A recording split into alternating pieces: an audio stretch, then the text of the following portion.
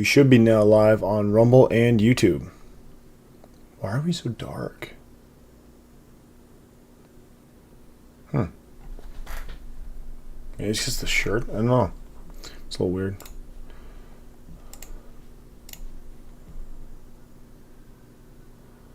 Alright. So we'll have your chats pulled up here. So if anyone wants to start chatting, feel free to go ahead. We will get to your chat when we can, when there's a lull in the action. We got YouTube, we got Rumble. We're sitting pretty.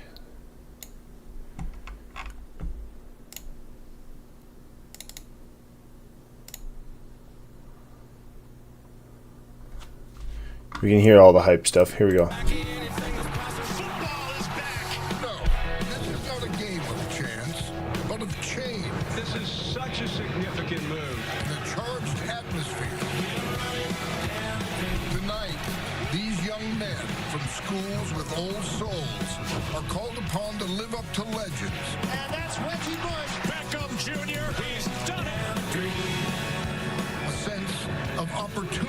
Saturates the air and ignites the soul. The electrifying Zachariah Branch.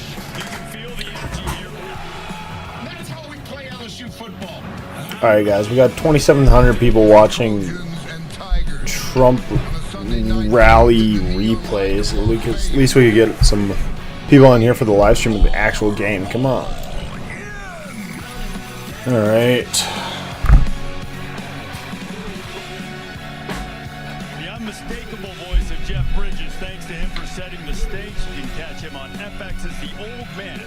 September 12th on FX. Stream on Hulu. Holly Rowe as LSU coach Brian Kelly. Coach Kelly, I'm sure your young quarterback Garrett Nussmeier has heard all offseason that he's replacing the Heisman Trophy winner, but what will you do to get him comfortable early so he can be the best version of himself? Yeah, listen, we've got a very good offensive line, and that's a good thing in openers. You can rely on an offensive line to run the football, get him settled into the game. He's played this game all of his life, and he played last year in a bowl game, so I don't think it's going to be that big. Everyone's going to have some jitters. I've got them, too. I know you don't, but and then get that offensive line moving and run the football. Always jitters, Coach. Congrats. Have a good season. All right, thanks, Holly. Well, he says the offensive line. You gotta love BK and his approach. Having a little fun there with Holly, but when he says the offensive line, I refer to that in the open. They have 4 3-year starters and a rookie center. So around him, maybe the best tandem of tackles could be both of them first rounders. So they will rely on that big physical line to try to wear down SC all night. Our buddy Field Yates says Will Campbell, Emory Jones, both going to be first-round picks. LSU won the toss. They want the ball first. To kick it away for the Trojans will be Michael Lance. He is a transfer from Georgia Southern, and back there to return is Xavier Thomas, a transfer from Mississippi State who had a touchdown on a kickoff return for the Bulldogs against Texas A&M a year ago. They're just about set in Vegas. So they're playing in Vegas. I don't understand. What's the fascination now with Vegas? Is it just because they have an NFL team now that they can... Ooh, the line tripped him up. By the Trojan special teams to keep him from hitting that crease and taking it a long way. Christian Pierce got him by the shoestring. LSU quarterback Garrett Nussmeier from a football family. His maternal grandfather's hometown in Lake Charles, where he feels the most at home, the tie to the state of Louisiana. He's waited his turn. He was terrific in the Revive Quest Bowl. Nearly 400 yards, 3 touchdowns. So what I'm really interested in tonight, my former coach at NDSU is the linebackers coach for USC. That's why we're here for this game, guys. So these guys right here are coached by Coach Entz. Not a great start. Maybe.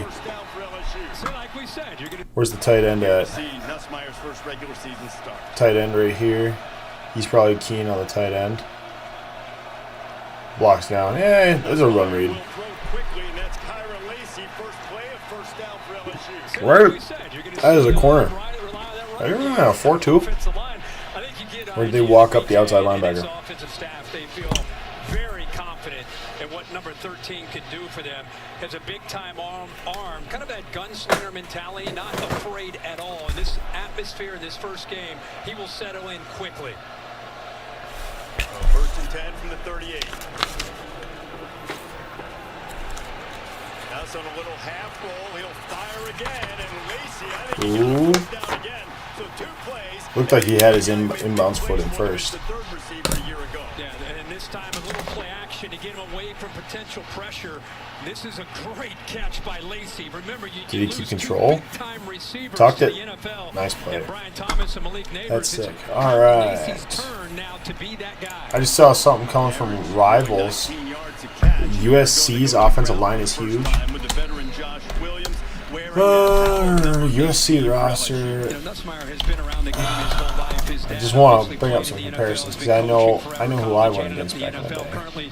With the Philadelphia Eagles as their quarterback coach. So a coach's son, a guy that's kind of been around it in his blood, not surprised at all. A lot of us have been waiting for him to get his chance. Remember that SEC championship game against Georgia, what he did in that second half? So he is a big-time playmaker. On second down, and there's a completion to the transfer from Liberty, C.J. Daniels, who Brian Kelly described as a guy who just eats up catches. Had a great year for the Flames a year ago, and they'll be relying on him. He has his first catch as an LSU player, and it brings up 3rd and 3. Talking a lot about Brian Kelly and LSU. Obviously, they have the ball, but if you're a USC fan, the big question is Danton Lynn, who came over from UCLA as a new defensive coordinator, trying to create a new culture, a new attitude, new physicality, new confidence. See how they do here in this opening drive. Caleb Jackson in at running back for LSU. So they're in a 3-4 defense. And the gives to Jackson. So those outside guys, those are actually linebackers. We did not get the marker board put up today. That might be a tomorrow thing, and we might be streaming. What day is tomorrow? Tomorrow Monday? We might be streaming tomorrow night. This is a defense that really struggled a year ago. We're going to try to get a schedule up and going so that we can led this SC defense in tackles. Get the key and the inside there really does a good job. That time they got him off of the edge on that 3rd down. So a little out of field goal range, too close to punt. An offensive-minded coach. You know they're going for it on 4th and long 2. Nussmeier fires out to the flat. There's Lacey, and he's going to have enough for the first down. 3rd catch of this drive for Kyron Lacey. Sorry guys, we're troubleshooting something real quick. Coverage there. Surprised to see that much space there on 4th and short. I think Nussmeier saw it like we all did there pre-snap and said, if you're going to give me that cushion on 4th and short, that's an easy pitch and catch. So good recognition there by Nussmeier, and he takes the easy throw for that first down to keep this drive alive. Nussmeier back to work. He throws to the outside, and he's got another completion. Oh, why these receivers aren't getting up and running. Again. And again, SC is respecting the potential and the speed of the playmaking ability of these receivers, and they're sitting back. Soft coverage. Look at Nussmeier. Watch his head. He's bringing the left to the right, knows already where he wants to go with the ball. He sees that soft corner, goes back into the boundary. And how about the length by Lacey with those arms? Really soft hands to make that catch. Give him a very easy, manageable here, 2nd down call. Already 4 catches for 41 yards on this drive, and now flags will fly as LSU the false start. Yeah, center gets mixed up there. Remember, the only rookie at all. Snap infraction. Offense number 79. 5-yard penalty. Still 2nd down. Kevin Marr leading our Big 12 crew tonight. What a different looking offense from Jaden Daniels. We all knew that it was going to be different. You have a new offensive coordinator calling plays, Joe Sloan, who was on this staff, and you lose that playmaking ability. You got to do things a little bit differently. Nussmeier 5 of 5 on this opening drive. Corner blitz off to his left. Let's see how he handles that. That good hard count showed this blitz. See if the SC comes out of it. Bear Alexander into the game for SC. They protect him, and they get it out to the tight end, Mason Taylor. Taylor all the way down to the 20-yard line, and he's got another first down for the Tigers. Yeah, that recognition. I mean, I don't know what to say. Just missed tackles. Jeez. Instead of getting out of the play, what he did is he takes the All-American tackle and I know it's not that easy. It's not as easy as I say it is. I can't be so much of a critic. Adds a little bit of a poor angle. I will say that. You know, for a D back linebacker, that's all they do. Allowing Nussmeier to play on time. Now 1st and 10, just outside the 20. Back to the ground and running with the ball is Jackson, and Caleb Jackson showing up. I checked that 18, not 28. It's Josh Williams. Either way, he's showing the power, and he gets it down inside the 10. It'll be 1st and goal. Watch the right tackles block Emory Jones. We talked about him being potentially a first-rounder. Good job on Mason Cobb, and good low center of gravity from Josh Williams, who's in his 6th year. Hey, we're going to pause real second and try to edit something real quick. All right, we should be back. Paid his dues and becomes a leader in this team just being on the field with him. Sorry, we had to get the YouTube stream going correctly. We'll see if that works. Hopefully we don't overload anything in our network. Offensive line is. Oh my gosh. See, that's what we used to do at NDSU. Like, we would play our DNs as linebackers, so it was like what I like is that essentially right now USC is playing a 5 front. I love that. I love that in defense. Any type of defense. High school, college, love it. Now here's the deal. NDSU, we used to crash these guys in hard on any pullers. So when he comes flying around here, boom, you just take him on. And then 13. My goodness, that man sat him down. I don't like the arrogance, but this is what LSU is going to feel when they show this look. They're just collapsing down. Now, Nussmeier's athletic enough to be able to pull that, but if Jaden Daniels is in the game, you know, last year, he's pulling out, he's around the corner, he's in the end zone laughing. Now they don't feel that threat, so not just USC, but everybody no longer worried. Hey, Rumble, how's it going? Leave a chat, leave a like if you like what I'm doing here and want to support it. I appreciate everything. Otherwise, sit back, enjoy the game, and hopefully I can give some insightful tips and... Ooh. Still a great catch, though. I don't know why the defender didn't get his hands up either. Yeah, the right foot comes down out of bounds. Look at the location, by the way, of this football. Outside, over that outside shoulder, gives him a chance, but the right foot is about 6 inches to the outside. That was the right move. He was close enough to the... So close. Perfectly placed football there. Isn't that funny? You're just moving someone in midair to get him out of bounds. Oh, it's something. Whew. Had my coffee and now all of a sudden I got yawns. Hey, Rumble. Glad to see more of you joining in on here. Oh! He almost got there. You planted that man in the dirt. They went for it earlier. They had zone coverage and they hit it, took an easy first down. They have been driving this football now 12 plays. Coming up in their 13th play. I'm with you. This is a great opportunity for LSU to get the season started this game the right way, and it may be a bigger opportunity for SC to try to come up with a stop. So do you like the call here from the 3 to go ahead and try to punch it in? I like the aggressive approach here. Opening weekend of college football. You went for it earlier. Your quarterback looks great. Show some confidence in your guys, and you go for it here. And sprinting down the sideline to call timeout. BK getting in his cardio. Timeout.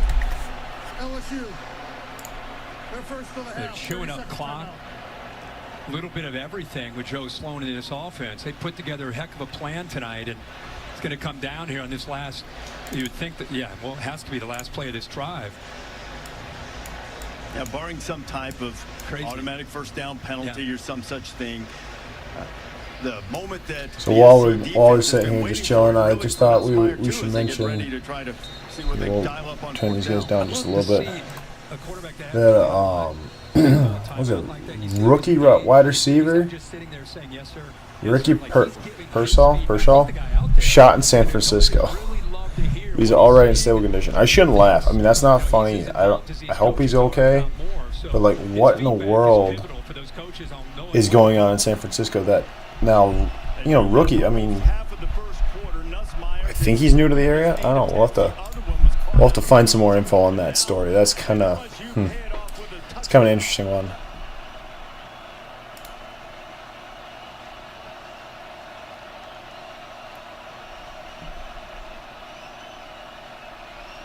Pressure coming. They're on Nussmeier. He gets away, and he has to throw it away, and the Trojans get. There we go. Well, Coach Entz's linebacker stood strong here. No doubt about it. This is what USC wanted. Aggressive approach. I love the aggressive approach by LSU, and D'Anton Lynn showing that he believes in his guys. He brings that blitz right. Hey, Nussmeier's looking right. Cyber Metroid, thank you for the follow. I appreciate it. I don't know if you're still on here, but very much appreciated. Let's see. I was going to look for something here real quick.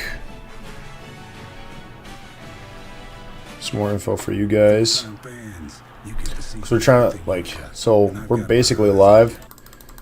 So if we're not to the next thing, I might end up pausing it. With millions of possibilities, you can be a fan of any U.S. city. Booking.com, booking.yeah. This is the Google Pixel 9. See, I need to have a hot tab to mute. Alright, so I guess it's M on the keyboard. Butter. Okay. So there was something from Rivals.com. I'm trying to get it pulled up for you guys. Okay. Oh, yeah, that's why. Oh, I exited out of the app. I can't do that.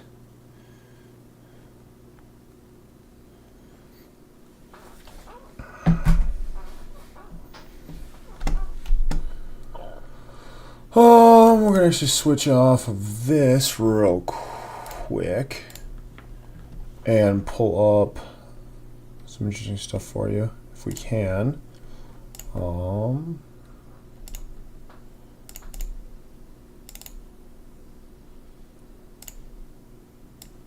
Trying to just get you guys info as fast as possible here. So Rivals pulling up how big USC's offensive line. We'll actually pull that up in the next ad break here. Allegiant Stadium at 72, though USC defensive coordinator So Dan we're Quinn just heated up LSU Ooh. with a blitz on 4th and goal and stopped them, so the Trojans take over and Miller Moss completes. Oh, what? Extracurricular activity against What? Zachariah Branch. A little knock to the noggin from Jordan Allen there. Boys from the Bayou got some attitude. We could talk a little bit about that later. That should have been a That's penalty. rule. 100%. You throw a flag. Yeah. We had it last night with Bo Collins, no flag. We have it here. After the fact, motions are flying, but it's a rule that's in place. Love to see it enforced once in a while from the officials. Yeah, no kidding. Almost like the targeting Colorado did against NDSU. Passes has now completed his first 2 passes of the game. This one going to Lake McCree, who's coming off a knee injury from the end of I don't really care for all the wide receivers now pointing first down because it's like, yeah, we get it. Like, okay, if it's like 3rd down or something like where it's, okay, we're getting interesting, then that's understandable. Until then, it's really necessary. No, not really. And just shows like the kind of character you have. because Perkins is in 7. Okay. Patient. Quarterback got in some blocking action. That's kind of fun. It up to the 26-yard line. Nifty run from Woody. Yeah, I think that Woody Marks plays a big role in what they're going to try to do this year. Again, we just talked about Jaden Daniels and what he did for LSU. Obviously, the same with Caleb Williams and that big playability, the ability to create. Drop me a chat if you want me to look at something, guys. If you want me to look at something specific. And it's a completely new or if you have someone or a certain clip that you'd like me to look at. Marks is a guy you're going to hear his name called quite a bit this year. It's called one more time. Yeah, squeeze those gaps down. Up to about the 28 and a half. The guys up front, there's some veterans. We talked about the veteran LSU offensive line, but USC anchored in the middle by Jonah Monheim. Yeah, but a lot of these guys, they have great potential. 320, 320, 310, 335, 315. Yeah, that's about right. Oh yeah, that's these what we're pulling up next ad break is we're pulling up the size of these offensive linemen. creating a continuity big for this offensive line. 3rd down and 2. Pressure coming, and Perkins got Okay. back there and hit Moss, and the Bayou Bengals swarm. And just as Danton Lynn got a big stop to get off the field, new LSU defensive coordinator Blake Baker dials one up. He sure does. And if I'm Blake Baker, I'm dialing this up as often as I can with number 7. What I love here on this zone read is he takes both guys. That's a tough read for the quarterback. And Wow. actually, pretty good presence of mind there to just flip it and try to give the back. He's a not chance. kidding. He wanted to pull that and get around that pressure, but a heck of a play by Wow. Harold Perkins there off the edge. And then went and got in on the tackle again. Chapleski to boot it away. It's Xavier Thomas. We talked about him on the kickoff return. He backpedals close to his 15. Oh. Now he'll try to find a corner. Thomas slips a couple. Keep the of cup. times. Now going There we go. the See? other Okay. way. Does he have enough speed to turn the corner? He does not. All right. But even then, Discipline they on kept the cup. coverage I'm going to team. have a shirt On the for kickoff this. return, he backpedals close to his 15. Now Because he'll 2 didn't do it there. Here, 31's doing it. You can see him motor down. I think that's the must be the longest snapper. Then 7 did it right there. Excellent discipline on the punt coverage team Yeah, by USC. very, very good. Because if you're the first guy there and you know someone's coming behind you, you don't necessarily need to be. You don't necessarily need to keep the cup. You can be a little bit more. Thomas, we talked about him on the kickoff return. He backpedals close to his 15. Now he'll try to You can be a little find bit more aggressive. Thomas I don't know what that guy was doing though. 18 didn't do anything. He just kind of flew at him. Speed to turn the corner. He does not. Excellent. Looks like a discipline on younger the punt kid, coverage 18. team by USC as Mason Cobb made the 4th down stop here. Makes a stop on the punt return team. LSU will have it back when you come back. All right. So we got a break for a second. Let's go to the rosters. All right, so we got Rivals over here with their starting lineup. Left tackle, 320. Left guard, 320. Center, 310. Right guard, 335. Right tackle, 315. All right, and then here we got the NDSU guys. This guy was in my class. He was a year older. But anyway, 294, 299. Those are the backup centers. 306 was our starting center. So we're off by 4 pounds. Okay, I guess we're going to go by position here. There's your boy, 258. I was a little boy back then. I got up to 280 before I left. Let's see. Where we got guards. Here we go. Offensive guard. Luke Bacon was our starter. So at 300 there. Ben. I remember Ben. Brian Nahama, he quit. Nate Dirks got kicked off. But Volson. All right. Volson's over at I think Cincinnati. I think he's at Cincinnati. 311. He was a big boy. 6'6", 311. Let's see.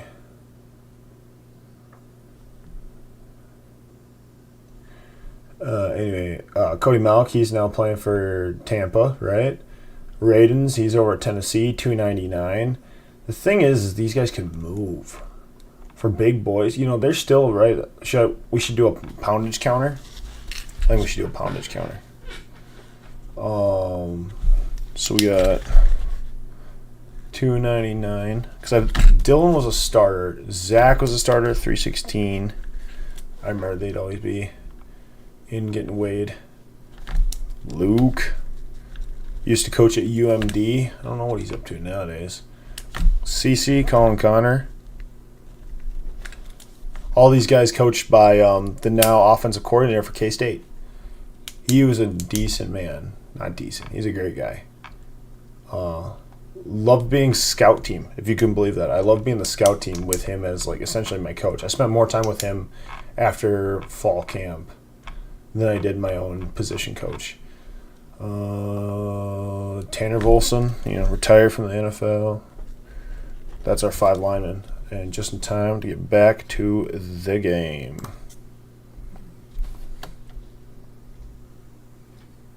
passionate fans across the country this season. Well, happy to have him with us. Yeah, well, you got a full stadium. It's cool to So I'll see get this some of these poundage neutral counter site figured out games. here, guys, You and don't then have a let you full know house, but what it you ended up bring being. LSU into a game, you're going to get, it's probably, what do you think, 65-70%, maybe more of LSU? Yeah, the Trojans have shown up today. Yeah. Easier trip. LSU won the weekend. Yeah, they did. They were here early. There were people coming in midweek, from what I understand. So All right, now they switched to a 45-yard sideways return, 1 yard forward. LSU takes over its second possession. They'll keep it on the ground. I don't know if they want to count that as a 2-3. I don't know what they count these as, because they're stand-up DNs. So I wonder, is Entz up in the box or is he down on the field? Especially in the red zone, they're 130th in the country. I've just been spotting NDSU coaches from around the league. We got a clip from the Iowa State game. They mistook the head coach, I think, for Iowa State with Tyler Roll, who is the running backs coach, I think, there now. But he used to be the running backs coach at North Dakota State. No, sorry, fullbacks tight ends coach. Maybe running backs too. I don't remember who's running backs. Caleb Jackson will pick up another LSU first down to get across the 30. Easton Mascarenas-Arnold, transfer from Oregon State, has been a great leader in the early going for this Trojan defense. Makes the stop. See, that's not a ho-hum play for me. That's a great job with 7 guys dropping deep. Looks downfield, checks it down. Easy completion and first down. Oh my goodness. We got bodies flying. For me, that's a great job with 7 guys dropping deep. Looks downfield, checks it down. Easy completion and first down. Jackson, who's made the catch, was going forward, and then he was greeted rudely in there as Kamari Ramsey. People are flying around here. Okay, so who is it? Is the center on the nose? Easy completion and first down. No, it's the guard on the nose. How did he just absolutely ended that man. That's not a ho-hum play for me. That's a great job with 7 That is guys wild. Looks downfield, Watch checks it this. down. Easy. This is how you block. Stood him up, locked his arms underneath. See, that's what I was talking about the other day. If you get up underneath the arms, underneath the shoulder pads, dude's done. And then, what, 19 came in here, flying in here and took someone out too? Oh man, everyone's. Oh, that was a cheap shot, but they came in and hammered him. So instead of Jaden Daniels scrambling for 15, that's what you're going to get. You're going to get back to reality. You know, like a quarterback normally can't do what Jaden Daniels can do. He's a once-in-a-generation guy when it comes to creativity. So when you don't have that, what do? You look downfield, you look for the open guy, not there. It's cleared out. So who's Jaden Daniels? Is that reality? You know, like a quarterback normally can't do what Jaden Daniels can do. He's a once-in-a-generation guy when it comes to creativity. So when you don't have that, what do? LSU. You look downfield, you look for the open guy, not there. It's cleared out. Check it down. Let the running back do all that work. Okay, yeah, I was gonna say I thought he was in the pros. Round 1 pick 2. Jeez. Empty backfield now, and Thomas, the return man, is in the backfield and they've given it on the motion in reverse. Yeah, that pancake block softened up their interior D-Lineman. Hoofed up. Up to about the 36, maybe the 37. I love that orbit motion. Gets the eyes of the defense kind of anticipating the ball going to the field, to the defense's right. He all they have to do is was take a flying step, around 1 or 2 smacking steps somebody. that way, and it gives that offensive line John the blocking angles they Humphrey, need to allow him to try to get redshirt north and senior south from there. Pasadena, 196 pounds, 6'2". Oh, excuse me. Not entirely. He's not very big. Here he is at the bottom of the screen here. To be fair, he didn't get a good shot on that one guy. Set the edge. Oh no, he was the one that was kind of goofy on that kick. I was like, he didn't even break down. He seems like too lanky. He should have been a wide receiver, but he probably can't catch. That's unfortunately the parts about that. Humphrey that time a little bit slow and trailing him in motion. So again, another simple and nice read there by Nussmeier. Not trying to do too much, knowing the down and distance and picking up the first down. A lot of pass rushers on the field right now for USC as they bring in the rush package and see if LSU counters by going on the ground. Wow. There's Williams breaking a couple of tackles and the swarming. Here, hang on. We can see if this is still like see number 7. I don't think Entz is coaching them. LSU counters by going on the ground. There's Oh man, that hit. He didn't wrap up worth a darn, but he smacked that guy. For sore eyes. I know we're mentioning it a lot, but this has been something that has really bucked USC the last couple of years in terms of aggression on defense. They stopped him for a gain of 2. Yeah, just the physicality. You know, this is a defense over the last couple of years. The defensive line was slanting and angling. That was a feast or famine approach. Now it's more physical with the defensive line, allowing the backers to get downhill. See, now they're going to have to crash down hard. My goodness, he still made something out of it. In that particular case, the Trojans won the battle at the line of scrimmage. I think the size. Oh, I'm so sorry, guys. In recruiting and I'm awake, I promise. We've heard all about 1,400 pounds bigger and all this, but you just look at them when you're down there on the field, and obviously there's a big difference. They've gotten stronger. They're able to hold the point of attack. Nate Clifton, who came over from Vandy, kid out of Brentwood Academy. How you guys doing from Rumble? Big physical, nice presence. You liking the night? Early in this game, 99. We're up to 6 followers already, guys. I'm really proud of you guys. I'm proud of this channel. Oh!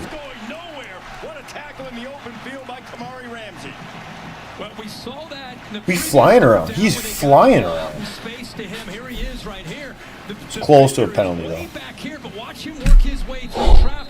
Yeah, I'm sorry, guys. As soon as the ball is caught, he's right there and able to make that tackle. Ramsey forcing a 4th down on the final play of the first quarter here at the Modelo Vegas kickoff. All right, we're gonna adjust our stream real quick, and we'll be right back. Offensive juggernauts in recent years, scoreless. Fans change everything. Your passion turns parking lots into rites of passage, ball fields into battlegrounds, and moments into monuments. Introducing Game Change. So we're gonna try that. Tried to buff up the stream here, guys, so that you guys can watch along just as good as I can. You're watching the Modelo Vegas Kickoff Classic. This is Dr. Pepper's Championship Drive Game of Week. Starting the second quarter here, LSU lined up to punt it away on a 4th and 5. Blake Oschendorf, a transfer from Indiana Tech. And back deep, All-American return man a year ago, Zachariah Branch. See if he is willing to kick it Zachariah's way. Looks smoky there. Fair catch, and he'll make it. So is it California fires or is it? Man, that looks really smoky, doesn't it? Dreaming of playing for from Los Angeles. Mom was a former professor at SC. Once dressed up as Alexander the Great for a school project. Certainly conquered the world to being a high school quarterback. And once he got his opportunity to start the bowl game, 6. I wonder how many years he's been at USC. 28 win over Louisville. Man, look at that. That's not HDR anymore. That's not me. Oh. I think Lincoln Riley telling us on our production this week that that's he all. processes things like a coach. I mean, that says it all. Very accurate, knows where to go with the football.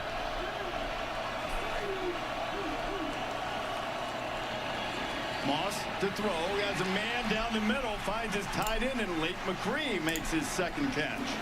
That we just said the location, how accurate he is. Watch where he puts his football on the back shoulder of his tight end right here, running a seam route. Kind of waits, hesitates, gets those linebackers with their eyes in the backfield, and that ball is thrown at his back shoulder to give him a chance to come back to it. Nice throw. Picked up 17. Also, there's fires all over the West right now. Back to the ground, and LSU wins that one. Big white boy, right? You can't tell with the smoke and the tattoos. He might be black. I don't know.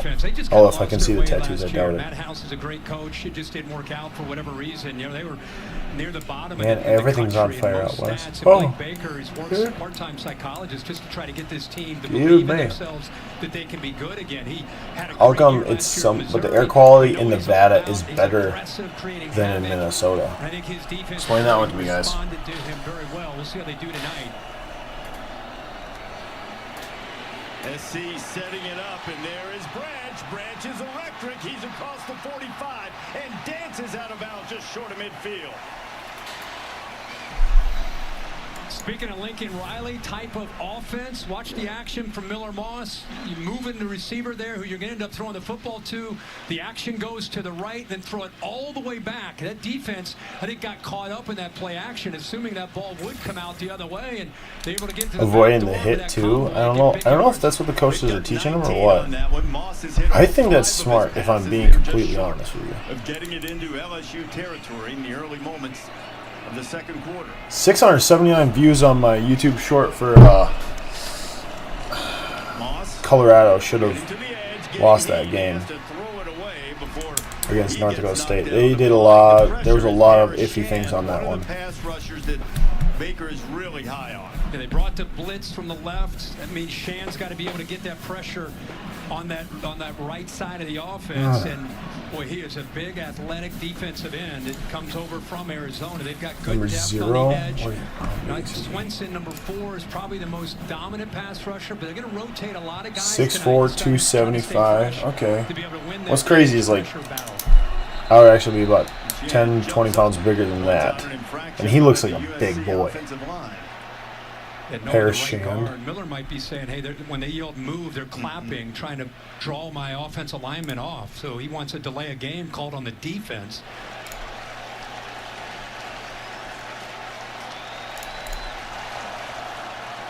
Delay a game, defense using disconcerting signals. 5-yard penalty, second down. Oh? Yeah. Big point of emphasis. Defensive end. It comes over from Arizona. They've got good depth on the edge. Swenson, number 4, is probably the most dominant pass rusher, but they're going to rotate a lot of guys tonight to try to stay fresh to be able to win that edge pressure battle. Shan jumps up, points out an infraction by... Was it him? Did he really? Swenson, number 4, is probably the most dominant pass rusher, but they're going to rotate a lot of guys tonight to try to stay fresh. Because when he shifts.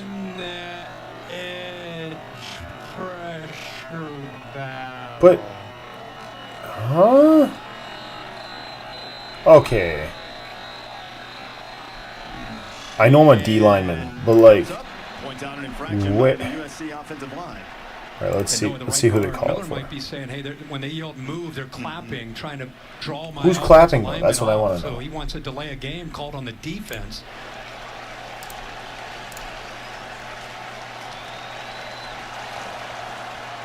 Delay a game, defense using disconcerting signals. 5-yard penalty, second down. What number? Yeah. Big point of emphasis this year. Yep, that's right. And so they're yelling move. So when they yell move, they're intentionally trying to either throw a clap in with that. Watch the linebacker. He'll yell move. And when he does that, you know, somebody on that defensive line could be doing something to try to pull that offensive line off. The umpire felt that and made the call against the defense. So Moss that was weird. dumps it out to Quentin Joyner. Gets down. That's why it was weird. That was an interesting little screen. And I got him the first down too. But he's at about the 40. They're going to mark him at the 43-yard line. It was just a running back screen, but he like stepped up like he was gonna. Watch the linebacker. He'll yell move. I thought there was another penalty, to be honest with you, because he slowed up so much. Something to try to pull that offensive line off. The umpire felt that and made the call against the defense. Like zero, like, yeah, he didn't make a move to like block him or anything. Hey, what works, right? See exactly where they spot it, but he's at about the 40. They're going to mark him at the 43-yard line of LSU. That'll be a yard short. It'll be 3rd down and 1. If Woody marks for when he is in there for Mississippi State, more physical, tough back, they feel that Joyner, as this year goes on, is that electric, get him in space, and he can take it with the kind of speed that you'd love to see out of an SC back. LSU fans starting to make some noise, trying to the defense rise up to the ground. Easily picks up the first down as Joyner found a crease. Good job by the left side of that offensive line against that blitz that time. Wes Weeks shoots through. He's going to come right through here. You see this tackle is able to come down and pick that up. You're just trying to get short yardage. Blake Baker getting aggressive. Pretty good recognition by Elijah Page there. They feel he could be elite first-year starter on that left side. Did you see the photos of him walking into practice during camp? He is a gargantuan human being. Listed it's aggressive, pretty good recognition by Elijah Page there. They feel he could be elite first-year starter on that left side. Did you see the photos of him walking into practice during camp? He is a gargantuan human being. Listed at 6'7", 320. Much bigger than that. He made a big block there. Moss buys a little time. Puts it into traffic. Did he pull that down? Kyron Hudson. Oh my goodness, what a catch. What a play. That's just a one-hand. Let me throw my hand up and give it a shot. That's between two defenders. Then if he loses the ball, I'm sure they're going to take a look at that to see if he held on to it. I say just for the effort, we give it to him. Hey, man. One hand, ball comes out, two hands. I'm pulling for him. Hold on to that ball. That's a catch. I see his hand underneath the ball. I still see his hand underneath the ball. You can't. If they if they ruled it a catch. I know Odell Beckham played for LSU, but that was OBJS right there. Right. So, and I'll double check this for you guys. But if they ruled it a catch, which I believe they did, they cannot overturn it without for sure evidence. I think we went back enough that we can skip through here. All right, so I'll quick get the poundage difference, right? So NDSU's offensive line, when was that? 2018 to 2019 versus current USC's offensive line. Any guesses?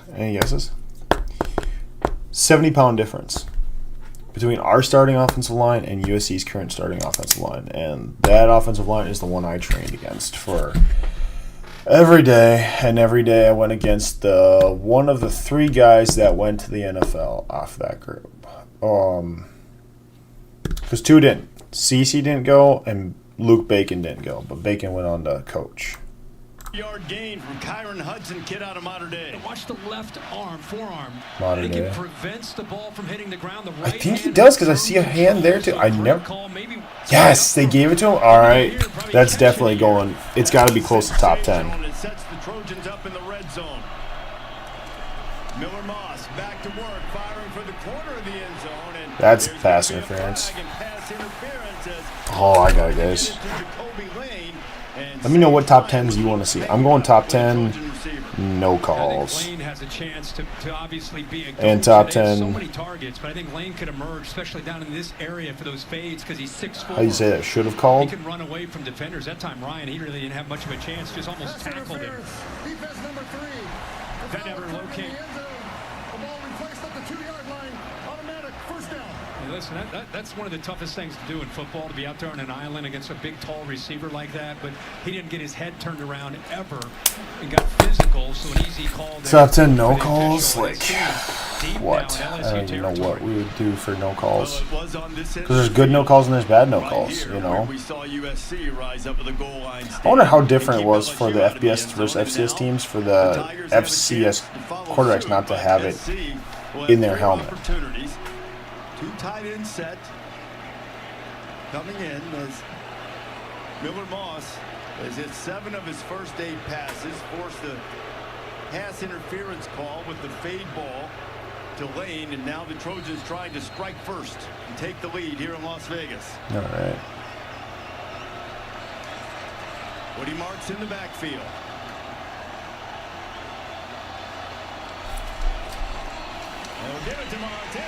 They just ran LSU's play. Oh, man.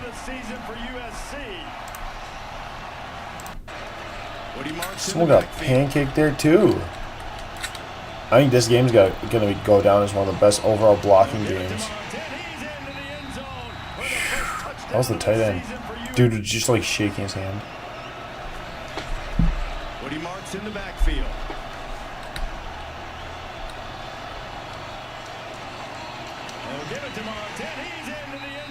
He's freaking out. Watching. He's like, "Where's the goal? Where's the goal?" It's like, what? You got buried, man. Like, I'm a defensive player, but I'm not going to give you that. Man. Not when you get buried. The left guard does a good job of staying on his block and sustaining this block. Very important here. Double team, then he takes over that. Starts as a double team. Watch him stay on that block, and the back gets yeah. You're talking about the double team here. It's a beautiful double team. This is exactly what you want. So we clear out the guard or the tackle here, and he left that guy. I don't know if he left that guy because he was already past him, or because he knew this guy was coming. Well, then he gets the next guy. So he leaves him because he knows someone's coming up the hole. Yep. And then he clears him out because he's got to avoid the block.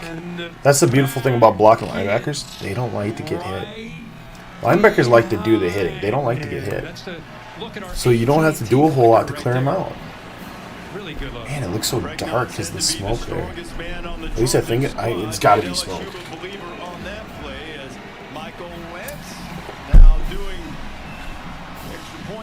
And USC has a 7-0 lead. And here are the most spectacular, most important 24 yards picked up on this drive. That again is just, you and I are high-fiving. Everybody was looking at it like when we heard that it was going to, they were going to go with the call on the field. We were excited, and SC finishes off this drive with a 7-0 lead. What's my next step? Trade in any phone in any condition for the new Google Pixel 9 with Gemini. Give me a recipe with these ingredients. Howdy, Rumble. Drop a chat for what you want to see during these ad breaks. They're so stupid. The world's #1 sleeping brand, and wakes up feeling like. What could we pull up? What big news? Let's see. We got down that NDSU's offensive line was darn near what USC's was right now. I think I did that right. No, I did not do that right. Because right there, I'm seeing like we were all 70 pounds. Yeah. Because all our guys were over 300. There's one under 300. Their guys are all above 310. So, you know, you take 10 pounds off each guy. That's still only 50 pounds. But, let's see. We're making a top 10 list. What do you guys think deserves to be on the top 10 for this week? I definitely think Travis Hunter's catch deserves to be on there. Let's see if I can pull it up here real quick.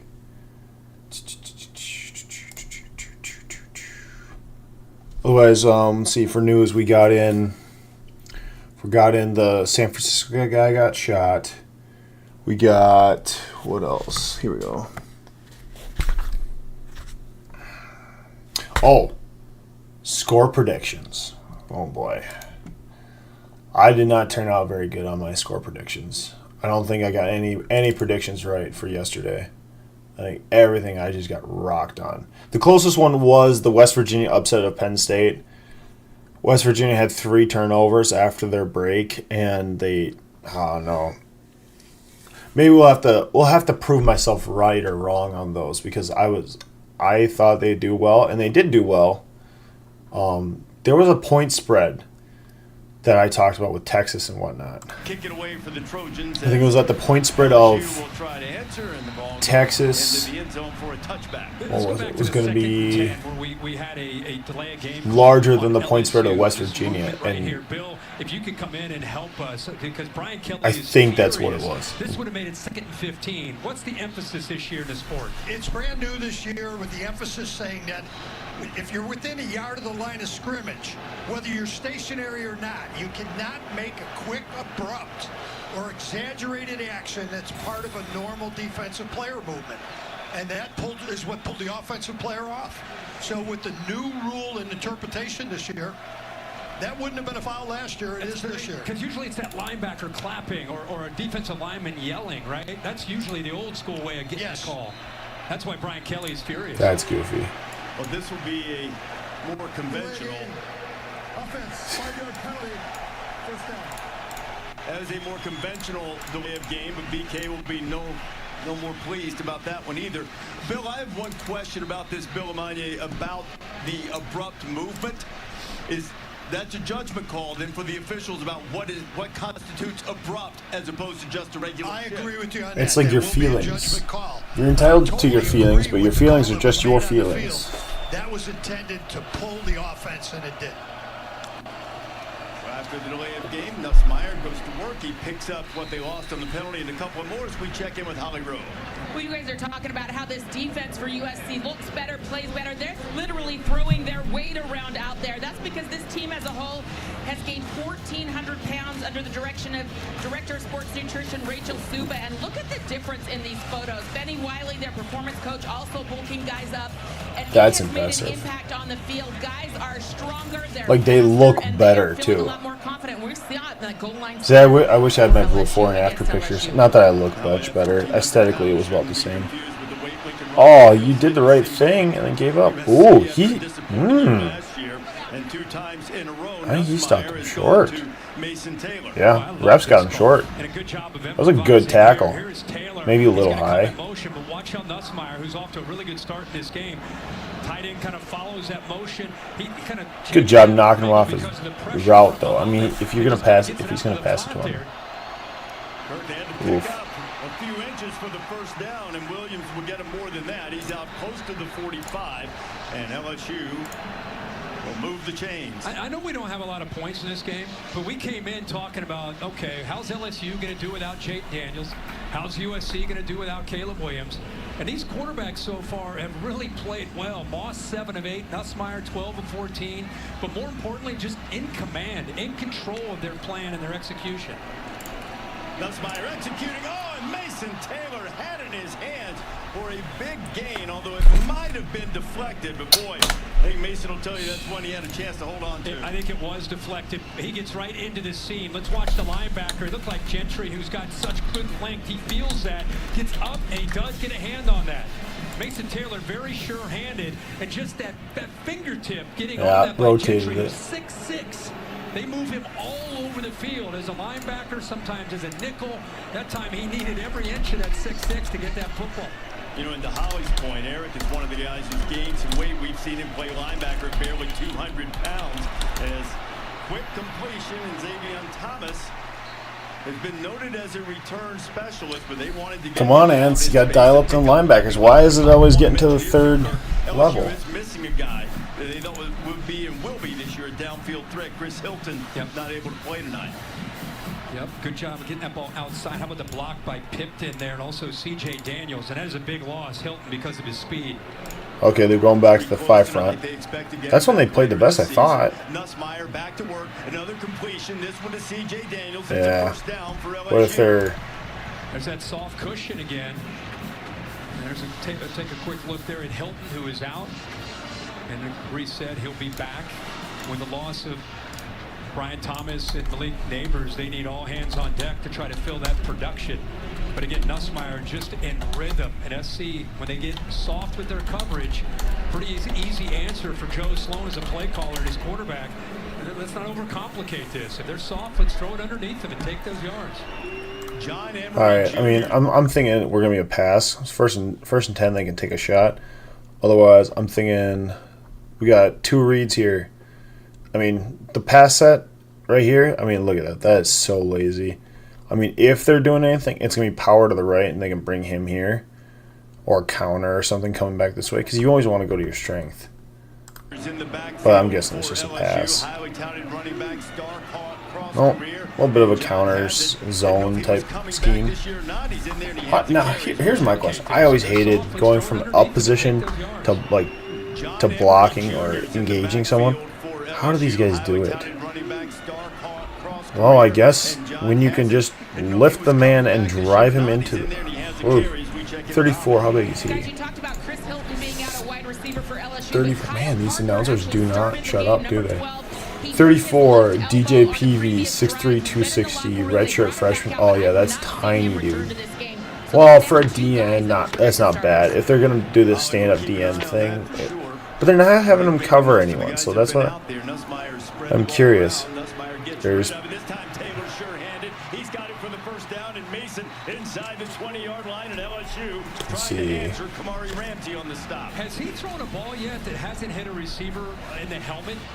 I mean, it's incredible. Roll left, roll right, drop straight back, quick game, boom, ball is right. We're looking at the coaches for This time you give USC. Mason Taylor a ball like that, a chance to run after the catch and another first down. I don't. He's 15 I out don't of know 18, everyone's name, but I'm 129 looking for yards in a quarter and a half. Lacey in Matt motion. Entz. Nussmeier looking that way now on the wheel, throws it up. Lacey caught it. Did he get down this? I think he got one down, didn't he? LSU. USC guy just hesitated. Oh man. But this game, in any game, it's about creating No way. matchups, and this is what they're able to do right here with their best receiver going in motion. Watch the reaction from SC's defense. A little wheel route out of him. Receiver, and that's what they do with that motion. You get the safety down, look who has to try to cover that best receiver. Ball's there, he's in position, just doesn't make the play, doesn't finish on the play. He was in position, but the ball gets away from him. Ball Yeah, he's away like, from Lacey, he's but he notice how he's like pulling down his pants. He like stopped for a second. He's not like, he didn't like drive through him. It looks like, unless he just tripped. Offense number 2. That's his first unsportsmanlike foul of the game. Oh, now we're calling on unsportsmanlike conduct. Okay, well I'll take it.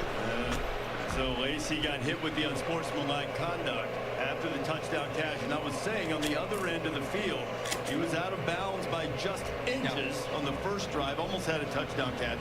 That time he gets it down. Not sure. Don't I don't understand why these coaches cover for their players. Why? Why cover for them? They make stupid decisions.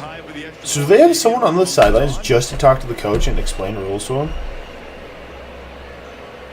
That is probably good. Excuse me. They're doing like the therapy move for head coaches where like, oh, you're heard, we're here to talk to you, we're here to hear you. Spinning it all over the yard.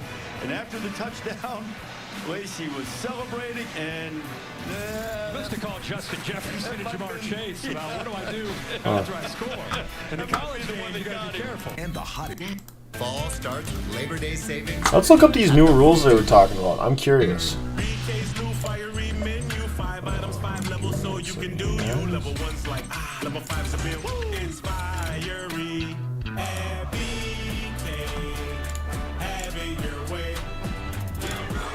The UPS store is more than just a shipping store. We're the packing, shipping, guaranteed store. We know running a small business. Here we go. takes a New lot of NCAA grit and football hustle. rules So we're 2014. the stress-less store and the we've got your back store. Because when you trust us to pack it and ship it, we guarantee it, so it'll get into the hands of your customers safely. Which is why we're the standby guaranteed store. Coach to player communications. Yep. Only one player on the field per team at a time. Radio receiving capability. Player must be identified with an unbranded green dot on the back midline of the helmet.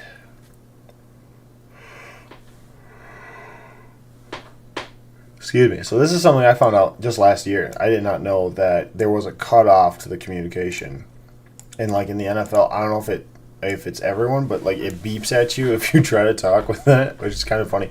I wish they would just have beep reels from when people are trying to talk, because I saw one and it was funny. When play clock resets.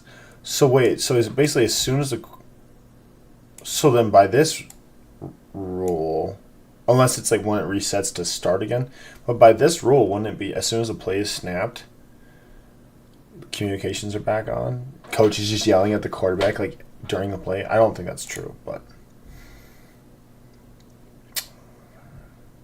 5-yard equipment violation for 2 radio helmets. Oh, here we go. Come on, unmute. For a touchdown, Kyron Lacey was hit with an unsportsmanlike conduct penalty. I thought it was the dancing. Yeah. It's this. No, it's that. Holy cow, That you is a can't good do call. that, For college dude. Football players around the country, we get emotion. It's all. If you're going to have fun with your players, do whatever you want to do. But when you do something like that, when you get involved, What a in thug talking thing the to other do. team, I'm in favor of the flags. And in no, the it's college not 'cause game. he's Let black. them know It's that just a there are thug thing to do. consequences for things, and that should have Like, been called. what? It was a good call there by the official. And so because of that, LSU like, you should be treating these guys as your brothers, because you're all out there trying to make your own way. Obviously, like, your goal is the NFL, right? You play hard when you're on the field. After that, they're your brothers, essentially. Like, they could be on your team in the NFL. Like, not that something stupid like that would offend them in the NFL, but you never know. Some of these guys have very fragile egos. A lot of these guys have very fragile egos, actually. That was blocking the back. Good tackle. Holy cow. He was a half step away, or maybe one little move from getting away and housing that. You know, the big That was a good tackle. Season in the NFL, their new rules with the kickoff. It's fun to watch the old school kickoffs here in a college game. And that penalty by Lacey gave Branch a chance to have more space. Pat McAfee, if he's watching, very proud of that kicker's effort. Athletic play, as always, by a kicker. But honestly, the mental mistakes by Lacey forces the kickoff. So what's with, we're at top 10. One of the most dangerous return men in college football, and if it weren't for the athletic top 10 binkies, he takes that all the way back for a touchdown. 46-yard return. We do have a player down on the field. While we check on his condition, we'll take a break here in Las Vegas. USC has it after the big kickoff return from Branch. I'm a hitman. I thought I was done. And we're back. All right, so the rules. Oh.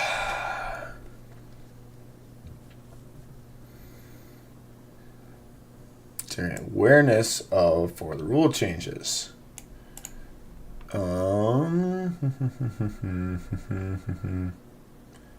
Oh, yeah, here's an interesting one, because this was an interesting thing when I was in high school for high school track and field, is that sometimes you would be allowed to use video, sometimes you wouldn't, and then you get to state and they let you, but the coaches had to be in the coaches box to show you. I want to say the first time I went to state, it wasn't allowed, and then after that, every time it was allowed. But at some smaller meets, they wouldn't let you, and it was like, okay, weird. For in-game video only is permissive in 2024 for all subdivisions. To in-game video, okay, may not include analytics, data, or data access capability, or any other communications access. No other videos allowed, scouting video, practice video, etc. Tablets may be used in the coaches. I'm sorry, but if you need to watch scouting video or practice video during a game, it's too late. Tablets may be used in the coach's box, sideline, and locker room, and may not be interconnected to other devices to project larger / additional images. Okay, that's a weird one. Video may include coaches sideline, coaches end zone, and a program feed per play from current game only, and may also display game circumstances, including down, distance, time, quarters, play by. Okay, a team may have up to 18 standard tablets active, and all team personnel may view the tablets. If any team personnel engages an official with a tablet to show or review the video, an automatic unsportsmanlike conduct foul result. That's completely understandable. I would want to go back and watch half of these right away. I'd be like, that's seriously? 2-minute timeout. So this is the big one. There's just the 2-minute timeout. So essentially a 2-minute warning from the NFL. Yeah, okay, you guys can hear me. I was just double checking, sorry. When the game clock is running, the ball's not live, the referee shall stop the clock with exactly 2 minutes remaining in the second and fourth quarters for a 2-minute timeout. The ball is live when the game clock reaches 2 minutes. In the second and fourth quarters, play will continue. The referee shall stop the clock when the ball is subsequently declared dead for a 2-minute timeout. All right, and we are back. Resorts World Las Vegas, and there we go. Now at rwlasvegas.com. Big kickoff return from Branch. Moss tries to pay it off immediately, and he does. There had to have been a push off there. Come on, you telling me he had that much space? Really? I don't think USC is better than LSU. I think LSU. Whoa! No way. He did burn him. Is that dude? Excuse me. Is that dude just that quick? Made it easy for Robinson to go right by him. But how about about the throw? But again, another Deuce great throw by one of Robinson, the 6'6", quarterbacks. 220, This time it's Miller sophomore. Moss. Sophomore? Yards on the pickup, and now we've had a bevy of big plays. Moss flips it out, and that was probably the first really inaccurate pass he threw. Yeah, what was it doing on the ground? Dude, there's just bodies flying everywhere in this game. 38 yards on the pickup, and now we've had a bevy of big plays. I bet it's this receiver here cracking. Moss flips it out, and that was probably the first really What? inaccurate pass he threw to Jay Fair. Now flags. What's the all over flag the place for? on the near side of the field. Yeah, he knew he had a touchdown. I think he just hurried that. You got to block Blocking here on before the outside pass was by thrown? Lane. Probably be a illegal pick or blocking downfield. He's got to at least show that he's running a route instead of taking a guy out. Personal foul, illegal blindside block, offense number 8. 15-yard penalty. Whoa. Hold on. Hold the phone, guys. He didn't even go pick. Really inaccurate. How about the throw? Again, another great throw by one of the quarterbacks. This time it's Miller Moss.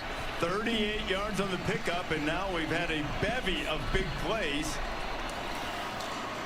Moss flips it out. He uses his hands. The first really inaccurate pass he threw to Jay Fair. Now flags all over the place. On the Didn't he? It sure looked like he used his hands. They got to show us a He knew he had a replay touchdown. of that. I think he just hurried that. You got a block here on the outside by Lane. Had to. Probably be a He illegal used pick his or hands. blocking Come on. downfield. You just He's can't gotta at hit least show that he's anymore? running Is that a what it route is? Instead of taking a guy out. Personal foul, illegal blindside block, offense number 8. 15-yard penalty, repeat first down. He didn't even make an effort. This is a D cleaner. I mean, right in front of us here. Like, make it look like you're going out for a route instead. He doesn't lean. Follow through. An easy call for the official, and they go from really good field position, a chance to punch it in. Now they go all the way back to the 20-yard line. The first USC penalty of the game, Kirk, is a costly one, backing them up. So it's now first and goal from the 20-yard line, and we have whistles again. The previous play is under further review. There we go. Well, that could exacerbate the problem for sure for Jacoby Lane if he is. Oh. Because they can only review it if they're going to make it worse, isn't it? As you're using the clicker to have a look, and Jacoby Lane waits to see if they're going to call this targeting. If he lowered his head, yeah, I could see that maybe be targeting. Blindside blocks, we talked about the emphasis on the delay of game, but now you have emphasis from a couple. All right, here we go. Here's a on better these angle. types of blocks. Yeah, and I didn't see it, but I guess it's worth a review. You can see right there at the top right, that collision. It's hard to see with this look, but it looks like he goes through his chest. He doesn't lower his head. It's a clean hit. Now, forcible contact, head and DV neck. Sport, that's what we use in NDSU. That was super nice system. The app, everything, all of it was so nice. Both 913 and 914 will apply. So whether you use the crown of the helmet or if you do a launch or any upward thrust and you go to the head neck area, you could have targeting. It appears to me, at least from the views I've had, and I'm hoping to get another one here, it doesn't appear to me that he gets the head neck area. I see his head. Okay, so blow to the head can be. Movement with the whole upper body. Yeah, he's right here. And again, he's supposed to just kind of run, put his arms up, make it look like he's running a slant, and instead, No. probably the best look. He got him right in the chest. Here's another one for you, Bill. I don't see I don't think that's I say targeting. no on Yeah, targeting. I don't think that's targeting. Okay. Definitely blindside block. Definitely suspect and worth a review. But I don't have targeting. Our replay official tonight is D. Anderson. We'll see if he agrees with that consideration of whether this will be targeting or not. Here's the call. After further review, there is no foul for targeting. Good call. First There you down, SC. I've never seen as polite of a colleague in my life as Reese Davis. Hang on, hold up. Okay, so I'm here. I will show you guys. This is the NCAA's rule book.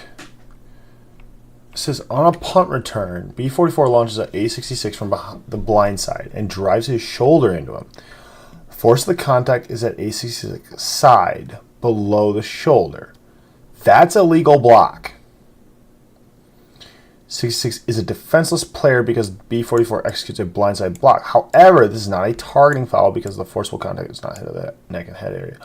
Oh, are they?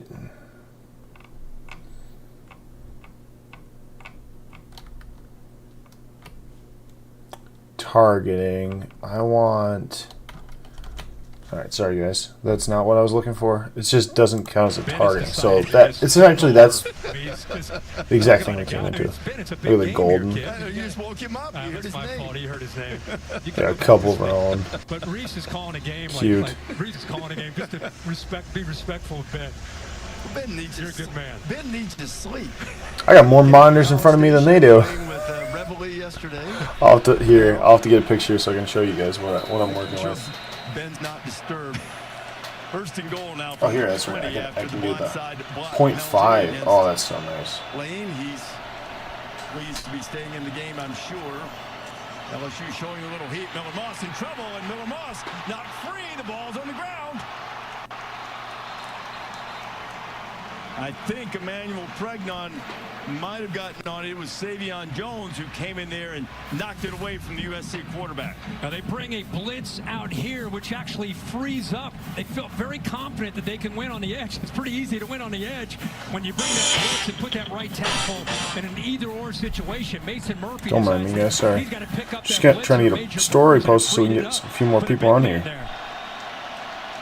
So now the penalty and the sack. They've backed all the way up to the 24. Here's Moss. This time a screen. Flips it out. There's Branch, who had the kickoff return. Wow. Branch gets down to the 4-yard line. Man, is he fun to watch. He's not like, wasn't even that fast. He's just like slippery. He's fast. Slippery. Like, it took like 3 of them taken down. Like everyone all at once. That's nuts. It's a heck of a job by Moss. Oh, hey Taylor. I thought Savion Jones yes, I agree, Taylor. If you're still here, the rule change is definitely because of Michigan. If you want to come in and commentate, I would love to have a co-commentator. So just let me know, man. Thanks everyone again for tuning in Rumble. We're getting maybe one person on YouTube, but thank you again, everyone, Rumble. They try to pay off that great kickoff return from Branch, and then a scintillating play on the screen. Moss firing to the end zone, going the other way. Oh! And he had it for a second, and Kyron Hudson, who made no way. Couldn't keep control as he went out of bounds. Miller Moss gets leveled. I mean, leveled by Major Burns. They keep bringing that blitz off the right edge. Here they come again. And as soon as he delivers the football, that's a clean hit. But watch, I think Hudson gets away with a little push off at the top of that route himself. Uses the hands, does everything to be able to get open. Okay, that's getting. Didn't give up on the play. Okay. I think that last-ditch effort, he may have knocked that ball away from him. It sure looked like that. That was an amazing defense there. Stamps at 22. That was wild. Attempt is true for Lance, and now USC gets the field goal, and they go back on top by a count of 10-7. So all things considered, LSU came out of that pretty well. Yeah, I think you and I were thinking, did he, once he went to the ground, Stamps the corner, he didn't see the football, but I love that he doesn't give up on it, and he did. That left hand did get on that to knock that away. That's why you do a million one-on-one drills in practice against your own receivers. Let's see. I was gonna show you guys the video. And it started off not so great, but because photo. Excuse me. Pylon cam shows you that he's able to knock that football away. Great job there. So Ashton Stamps saving a touchdown there, and we've had some wild plays in a game that started off methodically, clock-chewing drives on both sides, a goal line stand, and now all of a sudden you're starting to see the explosive capabilities of both teams. So let's see, after the 22-yard field goal from Lance, he will kick it away. Xavier Thomas will. All right, so just real quick here, this is my setup that I'm working with. I do have a few more monitors. I got all my notes out here in front of me, and got my stream controller that helps me out every once in a while. It's not bad. really good decisions, nothing downfield, 7 in coverage. Okay, you're going to leave my back one-on-one with some space. I'll check it down, do the right thing, and then the accuracy. We've seen some amazing. Okay, so they're talking about LSU quarterback. What we did see there is one of the best. LSU hasn't scored, have they? They scored 1. Yeah. All things are said and done by LSU, where he put that ball was really good location. LSU will keep it on the ground, a little toss to the That's a big boy. Slamming his way for 3 or 4 is Caleb Jackson. Jacoby Covington on the stop for SC. The other thing that he's doing a really good job of is Malik Neighbors is playing for the New York Giants and Brian Thomas for the Jaguars. Those guys last year were so instrumental. Now first rounders and off to bigger and better things. Wish them all the best. He's thrown to Caleb Jackson, 6 foot 235. That's a big boy running back. That's giving me Adrian Peterson vibes right there. That's Meyer put it where only his guy could get it, and there's been a see this linebacker core for Entz. For LSU tight end Mason Taylor, who makes that grab. It's a little bit short of the first down. They'll need a couple. You know, we used to talk about Mason Taylor and talk about his dad, Jason, Hall of Famer, played for the Dolphins in the NFL. 6'6", 215 linebacker, number 18. That was true 2 years I ago. don't see him out there. But he's a different guy now. He's put some weight on. I don't think I've seen him. And he is a legitimate. He is Mason Taylor. No longer Jason Taylor, just Jason Taylor's son. And Jason had a good day yesterday. Defensive end coach for Miami Hurricanes after they put it on Florida. First down conversion. Kyron Lacy, 44 is a big touchdown boy. pass, gets the first down. Remember 2 years ago, we called this game when he was a true freshman, and into overtime against Alabama, they were expected a big underdog. 6'1", 255. Oh, yeah, these are not updated weights. That man is not 255. At 6'1", though, I guess. I was 6'5", 255, and I looked about like that, probably. The national scene of who he is, and as I said, 2 years later, has become one of the top tight ends in college football, and having a big night tonight. Well, 6'6", 265 freshman DN. Number 49. I doubt we'll see him, but just dust the kickoff guy on the return. So McAfee's never going to let me hear the end of that.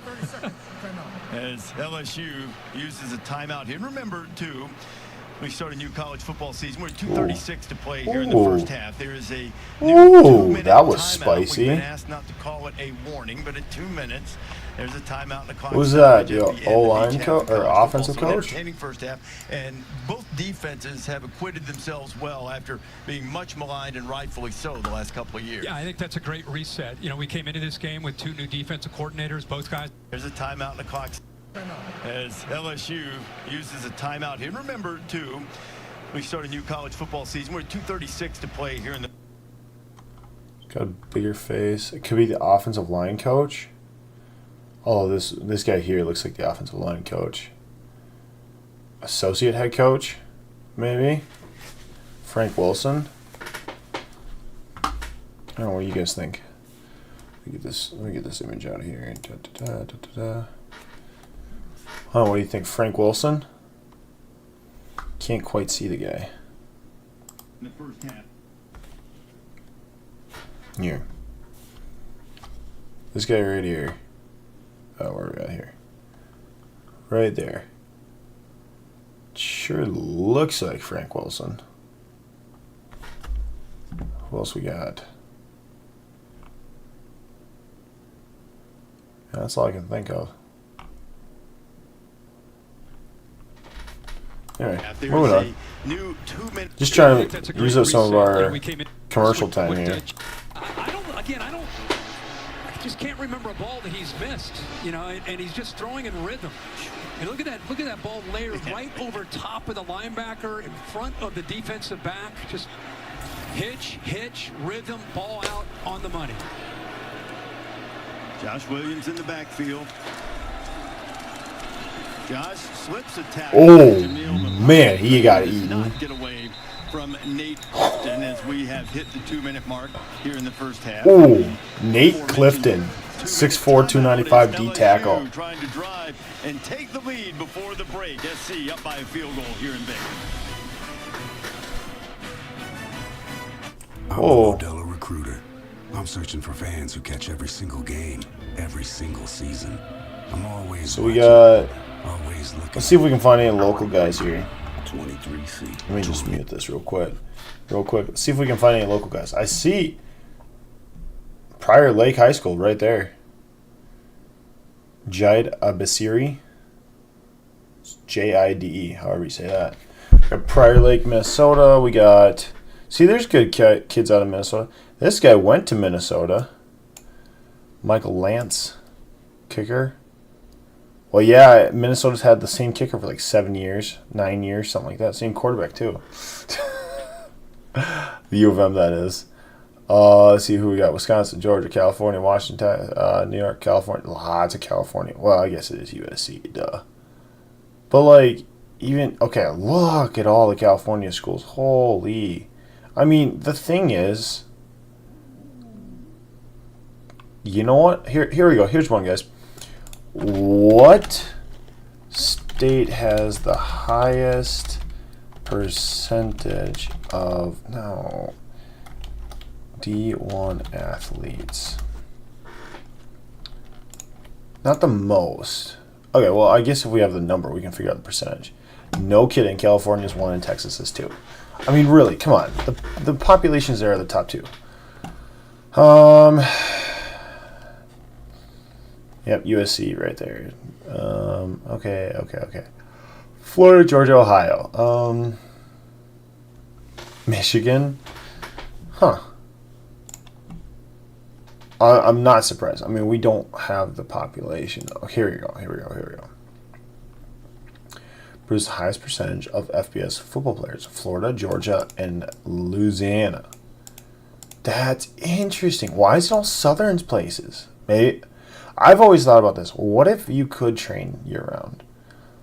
And that's one of the reasons that, like, part of this D1 athletics thing, I would like to develop a training facility here in central Minnesota. For, you know, obviously, there's pretty cold in Minnesota. So I'd like to get some training in the winter. It'd be nice to do that. Those 3 states produced more FBS signees per capita than anywhere as of 2015. Okay, so I mean, obviously there's, you know, margin for error. It's no surprise SEC affiliate states by far produced more FBS players in the 2015 class than anywhere else. Why? States with at least one SEC football team claimed 9 of the top 16 spots in per capita rankings. So I wonder, what about Big Ten? Where is this data? I want this. States ranked by percentage of FBS signees. Ooh, here we go. So obviously this is just football, FBS series. Players 40,000. 1 in 104. So essentially, like, a big high school will have 100 kids. One of them is going to go FBS. That's wild. Because, like, I had the option to go FBS, but that's about it in Verndale. I ended up going to FCS with the good old Bison. And then, of course, Craig Orlando, who's still at University of North Dakota, who beat the Bison. That was pretty cool to see. I'll admit that. He's frustrated with himself. He's 19 to 23. He has a throwaway. He reminds me. He looks. I don't know why, but he reminds me of how Russell Wilson looks. First half with 1:57 to go. He had one caught out of bounds in the end zone, too. Yeah. I called Jameis Winston's first game where his only incomplete passes were actually caught out of bounds. First game as a starter, it's 25 to 27. Who did he play that night? Pittsburgh. Okay. Nussmeier's taking a back seat to no So one. I've noticed this too. They usually, a lot of guys like to overload the one defensive side of the one side of the line. So like, look here, the crowd on the right side. So they must be. They're still in a forefront, but they're bringing up. No, they didn't. They didn't bring up pressure. 90. Come on, dude. What is 90 doing? 90.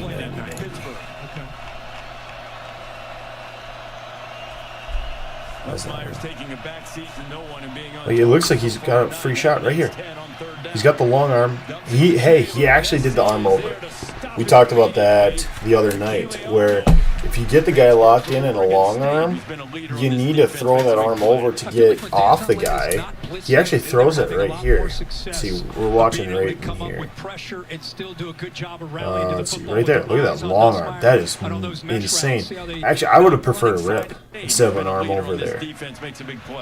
Because he's got the guy bent backwards. If you rip off and get his arms up here, I mean, he can't replace like down here, you know? I mean, he had him grasping. He had that offensive lineman grasping for his life. That is Bear Alexander, 6'3", 315 junior.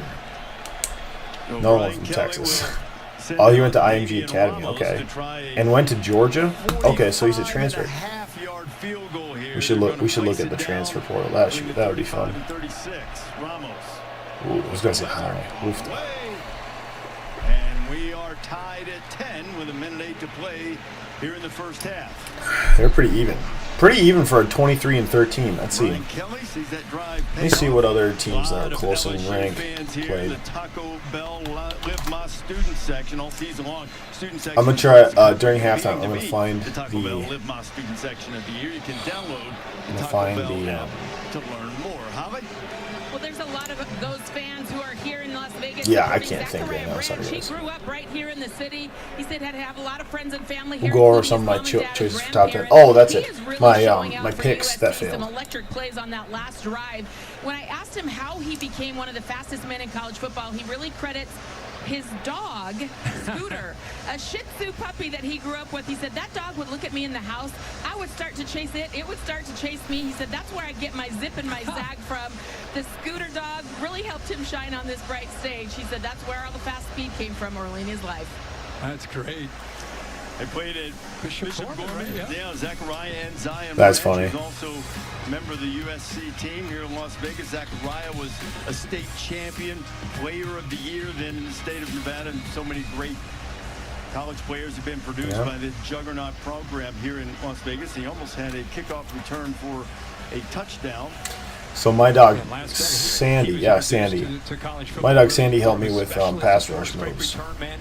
Pass blocking. She would run around me in a circle, and I would do my pass set. I might have to try to get her to show us that someday. Hey, we're not finished with this first full weekend of college football. Tomorrow night, Boston College and Florida State. The Capital One Labor Day kickoff coverage begins. Yeah, we're definitely going to cover that because Florida State coming off that embarrassing loss to Georgia Tech. It'll be interesting. We still need to cover the. Maybe that's what we'll do. But pregame tomorrow is cover the Florida State Georgia Tech pre-stuff. To week 2, but remember, a lot of fans forget Bill O'Brien took that job at BC. Has a very, very athletic quarterback who can run and throw, so that'll be a great one to watch tomorrow night. Thomas Castellanos did a really good job last year for Boston College, and now. So we got 3-2 here. They bring one guy, and they got what our high school called Zimmer. They bring up the linebackers to make a guess. So let's put this in perspective, guys. Just a few days. Real quick. Put this in perspective. The Colorado North Dakota State game, there were so few run plays from Colorado, which by the way, they could basically do whatever they wanted with NDSU the second half. Cam Miller was the leading rusher with 81 yards. Oh. And they picked up 9 on that pass to Kyron Hudson and Woody Marks trying to get to what was that? That was a nice play.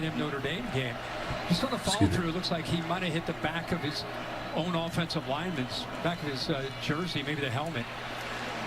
And they picked up 9 on that pass to Kyron Hudson and Woody Marks trying to get to the first down marker. I think he's fine. It's on the follow through. I think he looks like he's fine. It just hits him right in the back there. I just noticed he was kind of flexing his hand after that. Did not pick up the first down. Coming down. And the clock's still running because of that. It'll be interesting if they pick it up here to see if USC gets a little more aggressive, but there are a lot of seconds draining off this clock right now. Lincoln Riley calls the timeout. I think USC tied it. So they're not messing around. They're going for points here.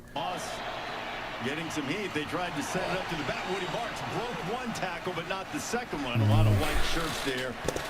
Put it to a short stop. And let's see if Lincoln loses a timeout. So I checked out, I beg your pardon, picked up the first down. That was a third down play, so it will stop momentarily. Now the clock is winding again. And Moss throws it out in the flat, gets it out to his tight end McCree, who's knocked out of bounds, and clock will stop with 23 seconds to play here in the first half. Now, this is where Harold Perkins, if you're an LSU fan, there was such a big splash onto the scene 2 years ago when he was played more as an edge player. They moved him out to play that star position last year. Now back to the inside, that will linebacker. Put on some weight. He's up to 220, 225. He's right in the middle, but great time to rush him to be able to try to get after Miller Moss. Moss right down the middle and right on the money finds Mekhi Lemon. Yeah, burn timeout. To the 36, and based on pregame warm-ups, they're right on the edge of field goal range already. What's he jumping about? USC has called their second timeout of the half. Now, Page right here is going to get pushed back into Miller Moss, but he does a great job of just kind of reading this seam and being able to put this football. See, late movement by LSU, that's tricky for a lot of quarterbacks. I mean, he gets hit. You get the guy moving that way, even just momentum coming back to that is so hard. Reads that safety moving after the snap, puts the ball right into that seam for a nice completion. Shoot. That's a beautiful ball. Been singing Nussmeier's praises, and rightfully so. Wow. Loss is 13-16 for $176, and the offensive lineman got driven right back. Swinson just pushed Elijah Page on that left side. He's a big man, but he is being challenged by the strength and the power and even the speed of this LSU. I don't know how I feel about the thing that says the saying that people go with weight moves weight. I'm sorry, but power moves weight. This is what you call power right here. Boom! Get him off you. Number 4 for LSU. Reads that safety moving after the snap, puts the ball right into that seam for a nice completion. Beautiful.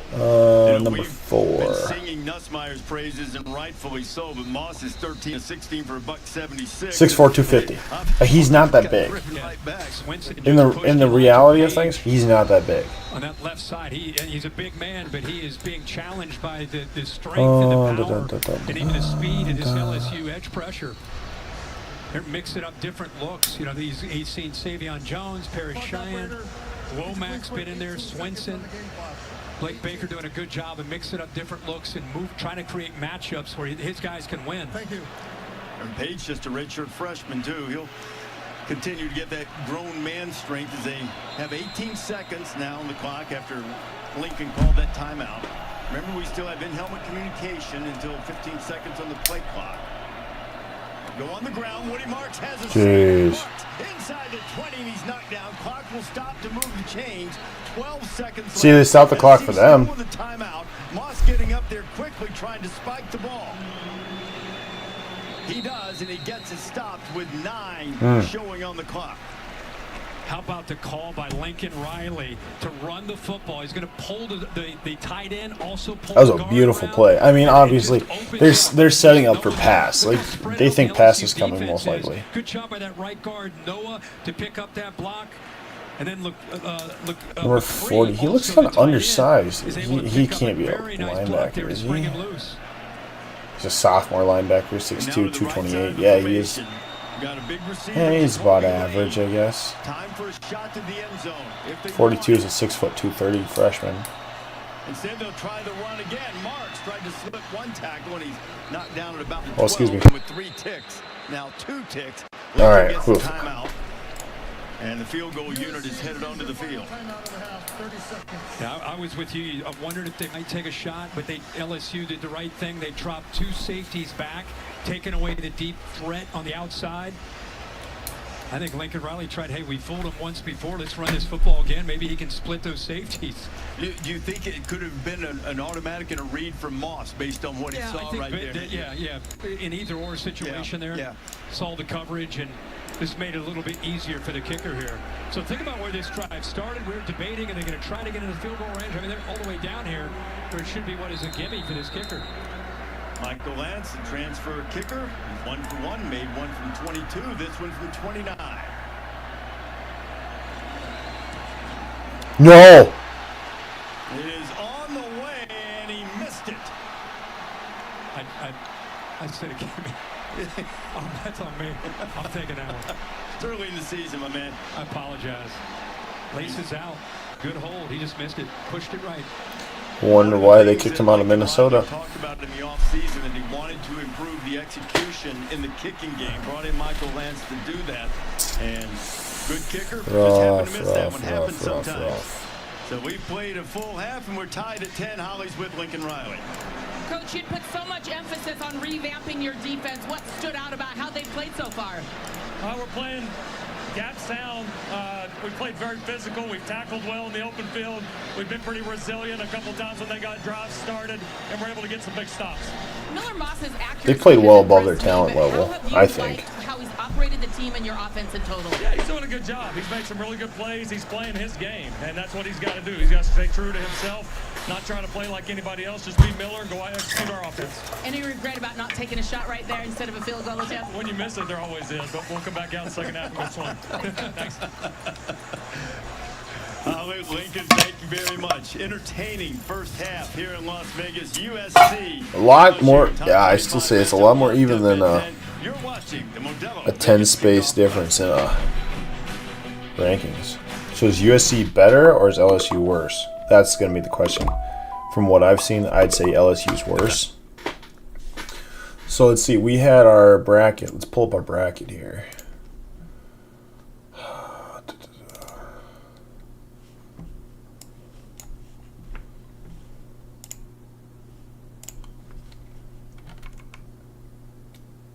There, we got all of them in there. Do we even have LSU on here? No, because we're going to have a ton of Big Ten teams. Oh, excuse me. I just don't see how... Oh, I have Mizzou on here twice. Well, that doesn't help. Who knows now if FSU will even make it. I mean, if they lost to Georgia Tech and Georgia Tech loses more than like 2 games, they're not making it. Georgia's going to make it. Clemson, I think Clemson's out. The way Georgia handedly just dealt with them, looking at this, the only team I could say that they would do that to is, well, I don't understand why Mizzou and Colorado State. One of those teams isn't making it.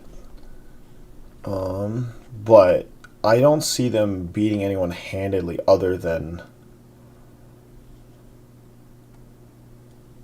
maybe FSU.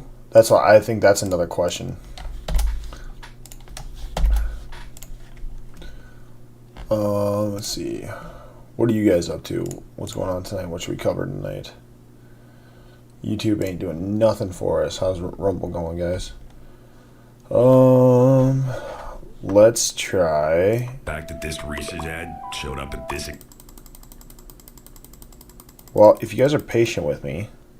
First-year transfer quarterbacks, including Cam. Well, I guess we'll get highlights here.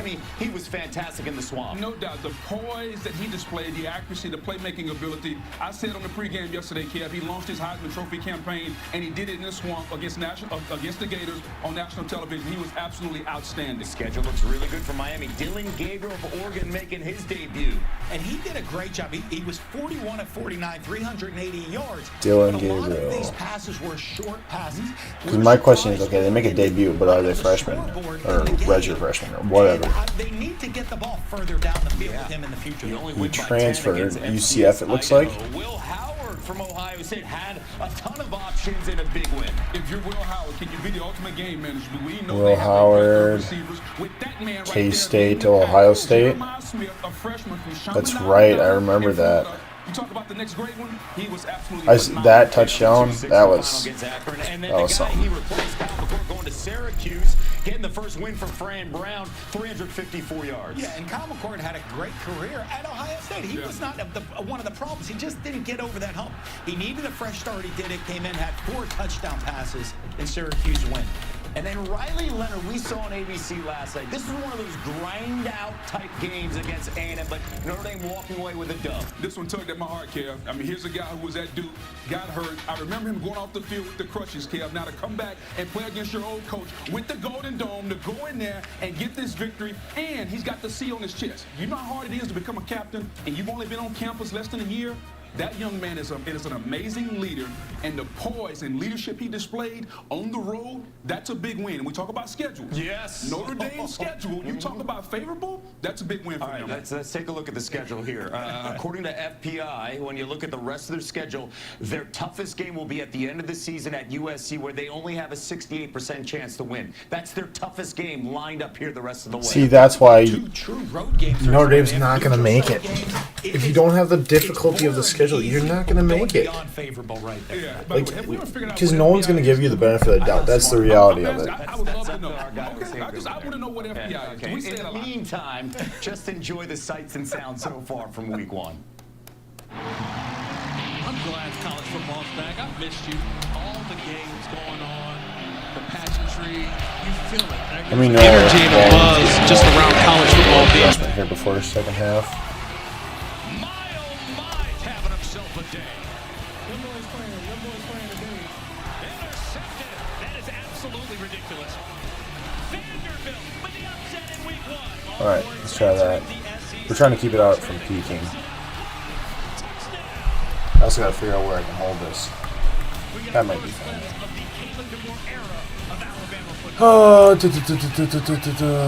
Let's see. We have.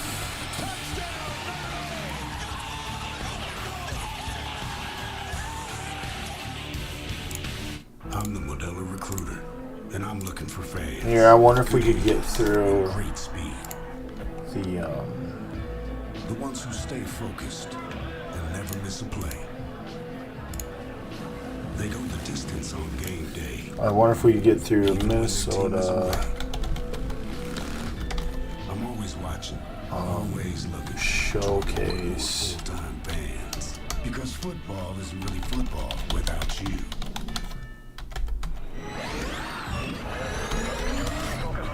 Minnesota Football Showcase 2017.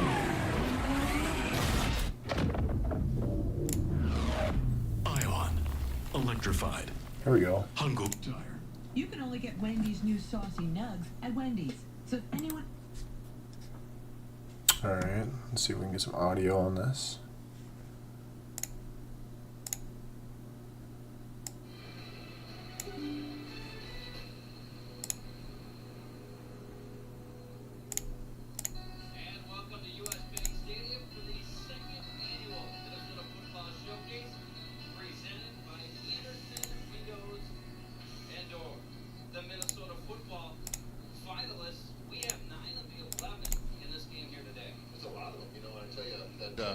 Brevin Spanford is one of the kids I think that's really worth keeping an eye on today. And then the Isaac Hennon out of Minnesota, that running back, receiver, and defensive back. Does a little bit of everything. Skylar Rodulius Palmer will kick it off to get things started. And we're underway. It's going to be a short kick. And Byron Bynum Jr. comes up to field it from the Blaine Bengals. And he heads out across the 45-yard line. Connor Knopfler here for the North All-Stars out of Andover for the Huskies. So I was on the North team, obviously. I mean, like, I'm Central Minnesota. But anything north of 94, I think it was. 2,500 yards and 27. We did not get Trey Lance. We had Otis Weah, though. He went to UND. Nice carry there. I think guys have jitters in basketball. Guys have jitters in baseball as well. But football's a little bit different. You have to settle in and get your sweats going. Nice future. Oh, this is just the highlights. There's your boy, number 99. It's dropped and incomplete. The pass for Budak. Man, I was skinny in high school. Holy cow, look at that. Lance will throw it out to the near side. Me and Trey Lance, we had a little, not a little back and forth, but like I was trying to get him this whole game because I was like, I know I'm not gonna be able to hit him once I get to college because we went to the same team. Taylor Johnson. And I wasn't able to. I would drive the offensive lineman into him and I would get yelled at. That might have been going the other way. Punted away. Here we are right here. Phoenix Scrolls and Got held up by two guys. Past the punter. And a good job getting back to it. It's going to roll across midfield. And now it was touched. They got to pick it up. and get the whistle at the 46-yard line. What a play by Rodelius Palmer. He went all the way back. Oh, here. They're actually talking about on here what I was talking about. Oh, don't mind that. What did I do here? Let's go back to this. The rest, that's precision. So bright. Eastern time. And we're going to go all access with Texas quarterback Quinn Ewers, who had 3 touchdowns and then just sat there and watched Arch Manning. I mean, you talk about efficient. Poise, throwing the football to Isaiah Bond, transfer receiver from Alabama. And then you bring in Arch Manning. The future is so bright at the quarterback position. They got to wear a lot of shades in Texas. But he uses his speed. Texas might be the fastest team in the country. They brought in speed at wide receiver. And if you're a quarterback, you're sitting there saying, I just got to get the ball in your hands and you can go do the rest. That's precision. Some of the speed you're talking about, Silas, Golden, Bond as well from Alabama. I mean, just line them up. Sark just says, I got the guy to throw the football around. They dominate against Colorado State. They're favored by 6.5 points. What do you think of this matchup for Texas on the road? Well, we talk about how does Texas fit the SEC, and we say they fit very well. Well, they're going to get tested because I mean, I'm going to say Texas takes that easily over Michigan. The Longhorns can hold up against the run with the running man, that's next Saturday. You got to be able to push the football down the field. Yeah, their defense, though, was very impressive playing Colorado State yesterday. I was really impressed with how they played. We got something going on next Saturday, but I don't know when I'll be able to stream. Cannot wait for that matchup. Looking forward. Maybe that'll be one I cover on Sunday. That'll be something, though. In the SEC, USC. Boog, how are you feeling right now? Tied up at 10 apiece. So, Kev. So. All right. We'll Not see. good. Okay. Isn't that good for USC if they're supposedly ranked lower? I wouldn't be surprised if we come out in the second half and see LSU just whoop them because they start to get in the rhythm of things. That's what's been kind of like the whole weekend for like the better teams come out and they just start getting rolling. Penn State over West Virginia. Here we go. Yeah, Trey, Phoenix, Ronnie Mitchell, and a couple other kids. James Kaiser and Phoenix Rose going against each other in today's game. I'll tell you what. That was a class, all right. North Dakota State has done a very, very good job of coming into Minnesota and getting a lot. FCS, NDSU, they like their North Dakota boys. Get after it, do your rehab, and just get after it and get out there again. I reached my goal, so. We'll go to a big play here, come back. And a nice job by Newton taking that one to the line of scrimmage. Oh, it does. 56 here. He went and played at Bemidji State. Where people where you grew up with and played youth football with and those type of options. And it's the last time you'll ever get to play with where people where you grew up with and played the last time you'll ever get to play loose here. With, where people where you grew up with and didn't know if I would have to take on the blocker. Get to play with where people where you grew up with and played youth football with and those type of opportunities. So it's a pile great hopping game, great opportunity. with the best of them. People where you grew up with and played youth football. This is why you run downfield back on the backside. It's a great game, great opportunity.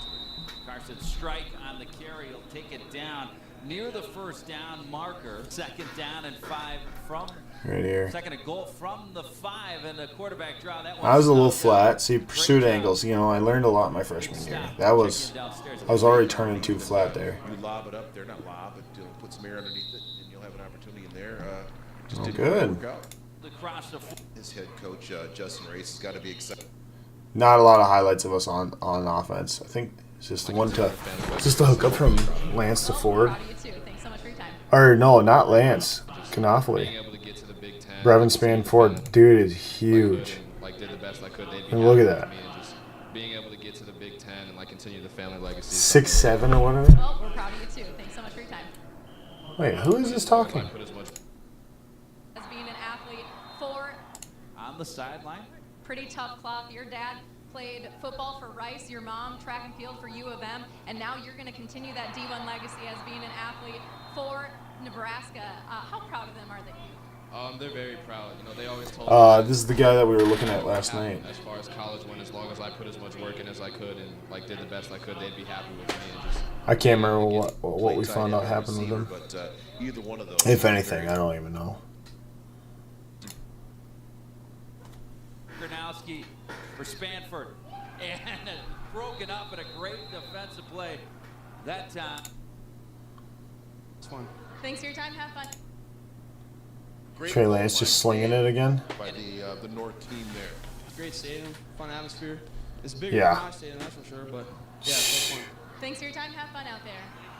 Oh, what a throw by Trey Lance. I mean, he just sat back there and so comfortably. Like, he moved, like I still say he moved like a college quarterback in high school. I don't think he didn't throw good enough in college to warrant. He didn't throw enough in college to warrant the draft position he made, which is too bad because not that I gave NDSU a bad name, but like it kind of derailed his whole thing for a few minutes. Yeah, I think he got paid this year or next year. He's supposed to get like $5 million. Let's see. Trey Lance's contract. Let's check that out. Sorry. What was down here?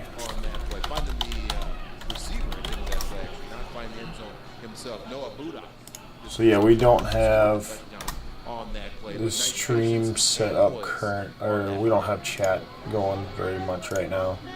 So if you're chatting, stick in there. I'll get to you. Well, it looks like just Taylor's been chatting, so that's okay. Holy moly. Trey Lance signed a 4-year, $34 million contract. And the extra point is up and good. Goes up early, 7-0.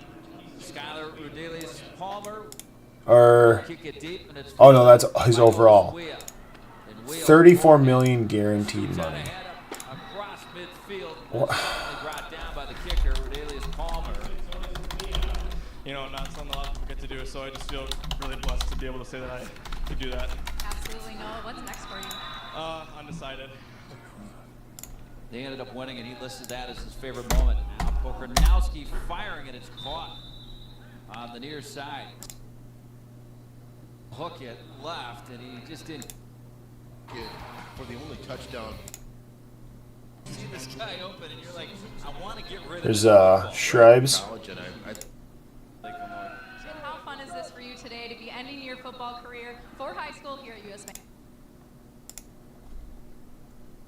Reels that ball in, catches the ball. I really wonder what it would have been like to play football in the cities. Looks like it would have been fun. Of that ball. That looked very West Coast offense. That is right West there. Coast offense. Sprint right yeah. option. Yeah, sprint right. And, Like I liked when I had competition because it always made me better. Like, you know how in high school often kids will play down to competition. Not that I try to, but you just do. And I think I would have been better had I not had to play down. But that's on me. It's not on anyone else. Here, let's check what. So we got $34 million over 4 years. I want to see what the taxes are on that. $34 million. Coming out of Verndale, but Sam Moore is, and Verndale also home to the head baseball coach at the University of Northwestern, Dave Heeb, over in St. Paul. Nice catch that time by. Who is that? Not too many people coming out of Verndale, but Sam Moore is, and Verndale also home to the head baseball coach at the University of Northwestern, Dave Heeb, over in St. Paul. Nice catch that time by Byron Bynum Jr. Man, he's shifty. You know, that's one thing that Byron, he gets the ball out on the edge. He's got nice hands. Who's the university? Those are not easy things for Northwest. 3 state championships since 2004 for Piers, and they were going up against a formidable opponent, St. Croix Lutheran, coached by Carl Lemke, and they just ran into trouble. They run a lot of veer, and there's a lot of pitching going on. Lost at 4. Yeah, that's one of the difficult things when you run the veer. University of Northwestern baseball. They said the head coach? Right here. It's a pretty darn nice run. Legs moving, good balance on that play. That's what you want to have with the running back to make sure that you, and that's, I believe that's Sage Booker out of De La Salle. Sage Booker, I think, went somewhere. He went to. I knew that name was familiar. He, okay, yeah, he went to Bemidji State. Playing on the island out at De La Salle. They got a great football and basketball tradition.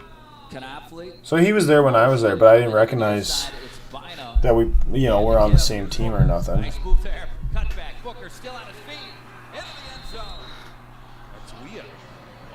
And that's Weah. He went to the UND. They look a little bit like the way they run, but tremendous quickness. Yeah, they're built the same. At the end of that, but Otis, shifty, operating, looked like a little bit of a Darren Sproles. Phoenix Sproles got a cousin that plays in NFL that a little bit shifty. So Otis. Taking that ball to the house. 26, not 28. Weah did a great job. Boy, slippery, just like Booker. Ends up in the end zone. Doesn't look like he stayed past 2021. With the first one here for the North, and a great job by the running back from Moorhead. Vestra has earlier told a great story about him as his mother and what football has done for him, and he gets paid off with a big touchdown here today, and it's 14-7 now, courtesy Otis Weah. And the first touchdown of the game for the North goes for nearly 1,500 in the regular season. Same thing we heard out of Josh here just a little bit ago about the compassion. There's much more to football than just the game. Here's Phoenix Sproles fielding at the 48-yard line. Of course, Phoenix was there at NDSU with me. And then he transferred to JMU. Oh, and we're back to the LSU game here. Let's get going on that. We started a bit ago, but I was distracted. That I'm sure of for the first down. We'll get going right at half here.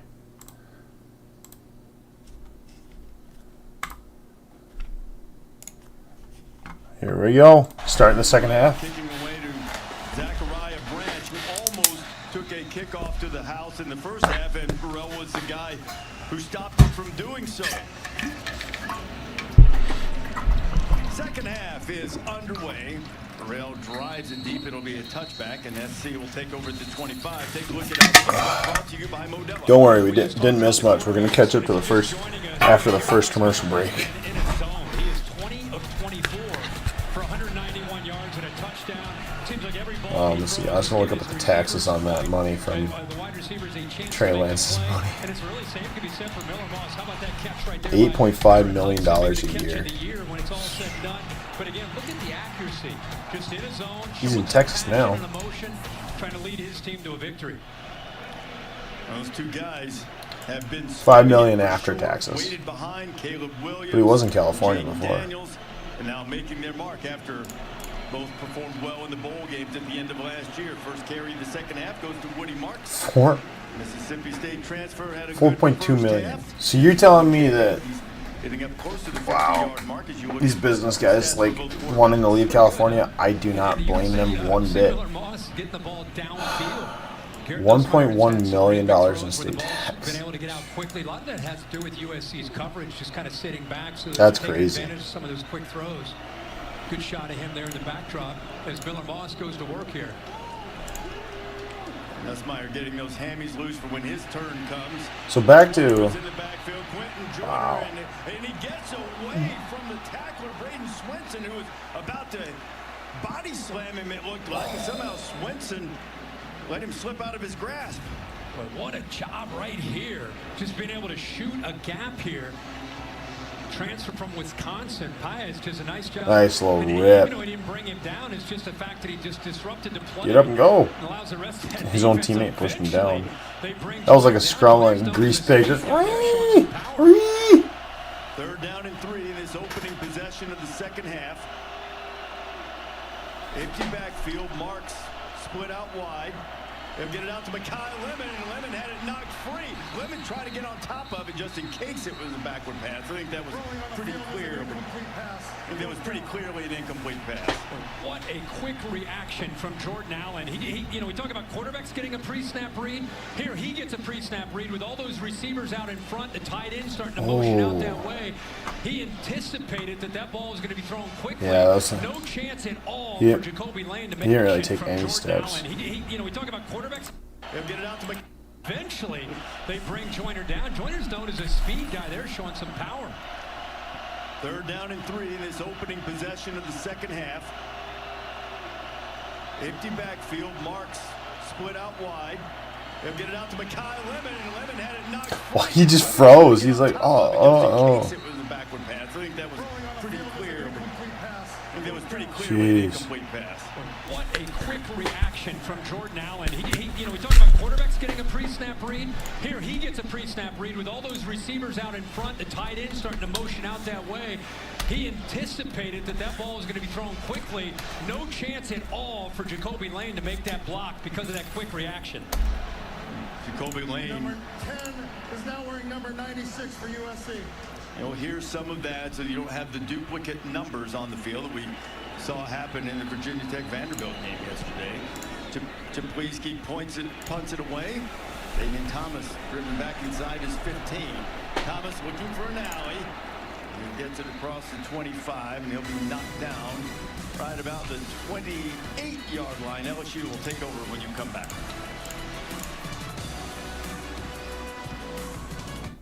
Full-time fans, you give the season everything you've got. All right, so I'm the Modelo recruiter, and I'm rewarding the most passionate fans. Because that kind of dedication deserves a Modelo. Where are we at here? What's up with your dad, Chloe? Ever since he got AT&T's best deal on the new Samsung Galaxy, he's been up on his high horse. Best deal got me feeling like a big old cowboy. That's the very hours. Perhaps you can wait in the waiting room? I'll just go wait in the waiting room. Ride high with AT&T's best deal on the new Samsung Galaxy Z So, Flip 6. all right, here we go. If I was to describe the sandwich in one word, I would say magical. We're gonna go with rollback. Here we go. Blindside block. D44 intercepts the pass of A12 at the B20 and turns back upfield on the return. During the return, B21 approaches A88 at midfield from the blind side and blocks A88 with extended hands with a screen type block. Okay. By attacking with forcible contact with his shoulder. A, with extended hands. B, with a screen type block, I assume a cut. C, by attacking with forcible contact with his shoulder into the chest of A88. D, by attacking with forcible contact with the shoulder into the head of A88. B44 returns the pass to the A20. Ruling A, so with extended hands, no foul. B, no foul. What's a screen type block then? Is it just like screening the guy off? It must be. C is a personal foul, which is attacking with forcible contact with the shoulder into the chest. D, personal foul with targeting. And B21 is disqualified. Oh, so targeting is just, you're done. Okay. So that's why they didn't call it on Colorado. Gotcha. Because I can't remember who made that tackle for Colorado. We're going to let that sit for a second. We're going to find that clip for next commercial break here. The game quickly. Don't you hate it? Here we go. This is interesting. Arrived on their respective campuses in 2021. Max Johnson, Jackson Dart both been took off after getting their orders for other schools. Dart to Ole Miss. Johnson's now at North Carolina. Hope he recovers quickly. Don't you hate it when you get in a drive-through line and somebody cuts you off? That's what Jaden Daniels and Caleb Williams basically did to Garrett Nussmeier and Miller Moss. But not many quarterbacks will wait their turn as these two guys have. As Jaden Daniels, who will open this season for the Commanders against Tampa when the NFL season starts. Here to watch his former backup Garrett Nussmeier. That would be fun to go down the sidelines. It was a lot of fun for me when I came back to high school even, and went back on the sidelines. The offensive line has to control the rest of this game. That's what Brian Kelly told me at halftime. He said they only ran at 46 yards in the first half because this USC defense has shown them a ton of pressures, played a lot of cover one, and loaded the box, really daring them to throw the football. He said, we have to exert our will here in the second half if we're going to win this game. Got to have a lot more than 46 yards rushing. Injury. You can see they rushed it on their very first attempt. Well, Holly, those two tackles that our friend Field Yates has in the top 11, potentially the upcoming draft, Will Campbell on the left side, number 50, Emory Jones on the right side. As good a pair of tackles as there is in college football, and plays halted for the moment as USC trainers out to attend to Greedy Vance, former Florida State defensive back, nickelback, who is sitting up, but still down on the turf here. There are the two guys, and Will Campbell talked about this, Kirk, being a business trip, not coming here for the casinos, coming here to impose their will, and so far SC's been able to stand in there against them. I think you said a fist fight. You know, that's what they're looking to do. I remember calling games for LSU 2 years ago, and these guys, it's pretty rare to see two freshmen, true freshman offensive tackles in a starting lineup, but that's where they were 2 years ago. All this playing experience in the SEC, now here they are as 3-year starters and seasoned vets, and already a lot of people anticipating what they can do at the next level. 66 is just a man-child. He pushes people around.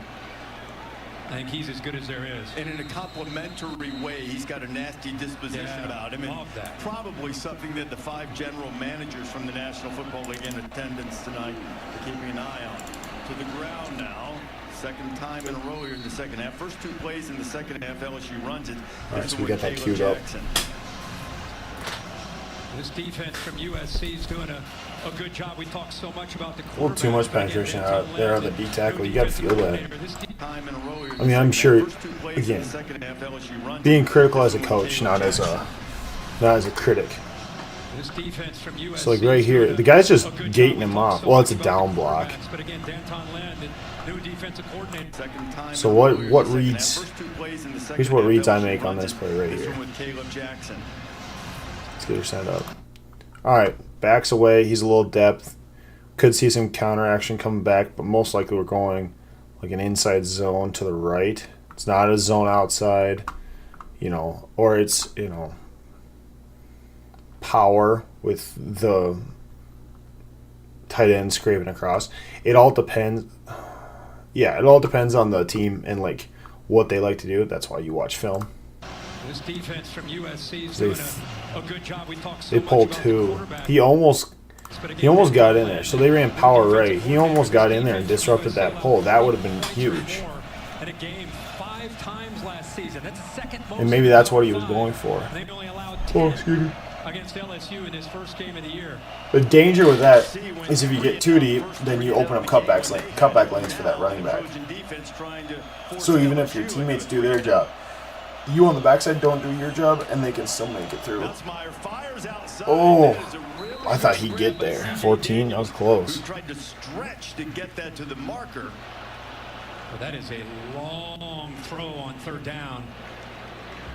He thinks they have this. It's a heck of a throw. He gives him a chance there. Balls to the outside. Ooh, was he down there? I mean, he's short. Okay, he's short for sure. Before he extended the ball far enough out. Right there is the elbow. Slow us back down. Halted for the moment as USC to sorry. I know the chair's noisy. I'm sorry. Give me a donation. I can get a better chair. Still down on the turf. Here. There are the 2 guys, and Will Campbell talked about this, Kirk, being a business trip, not coming here for the casinos. Left tackle and right tackle. Will, and so far, SC's been able to stand in there against them. I think you said a fist fight. That's what they're looking to do. I remember calling games for LSU 2 years ago. How far did I go back? It's pretty rare to see 2 true freshman offensive tackles in a starting lineup. That's where they were 2 years ago. All this playing experience in the SEC. Now here they are as 3-year starters and seasoned vets, and already a lot of people anticipating what they can do at the next level. True freshman. True freshman. Excuse me. As an offensive lineman is insane. Yeah, I see. Football League in attendance tonight. We're keeping an eye on. To the ground now. Second time in a row here in the second half. First 2 plays in the second half, LSU runs it. This one with Caleb Jackson. All right, now, okay. This defense from USC is doing a good job. We talk so much about the quarterbacks, but again, Danton Landon, new defensive coordinator. This defense from USC allowed 40 points or more in a game 5 times last season. That's the 2nd most in the Power 5. They've only allowed 10 against LSU in his first game of the year. Yeah, eat that mic. So if you notice, they faked this play on the last play. So now they're going to actually run the screen.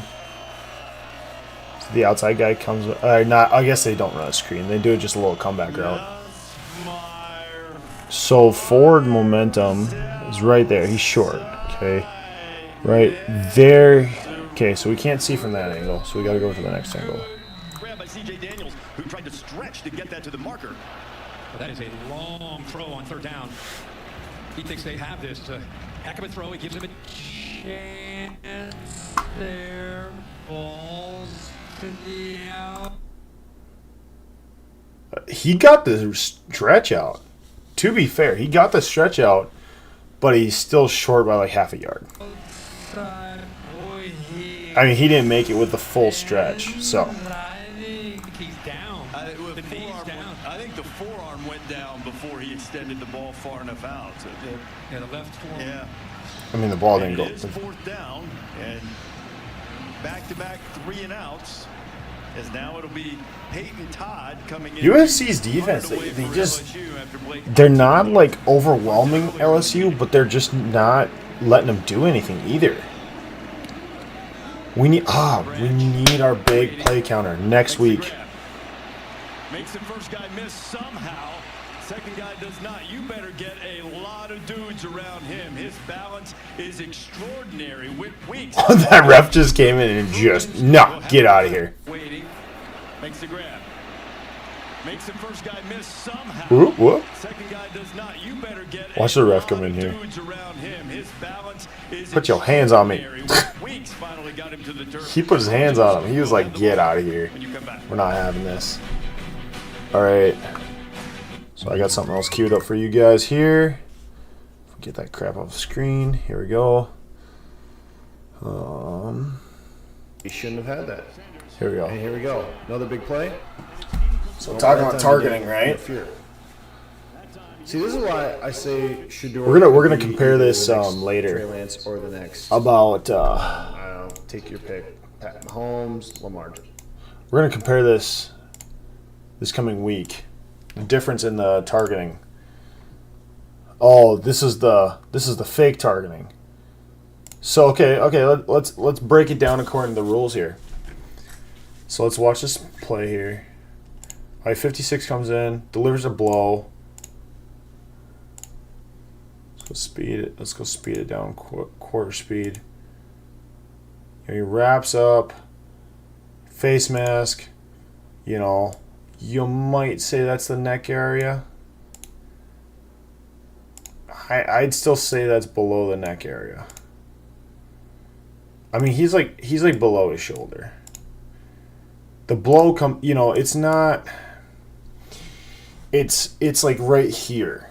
Right here's where that hit's coming. It doesn't even look like anything made contact above this. Like, you don't see Sanders' head snap back or anything. Like, he kind of turns to the right. Actually, that does look pretty bad. Like it looks bad.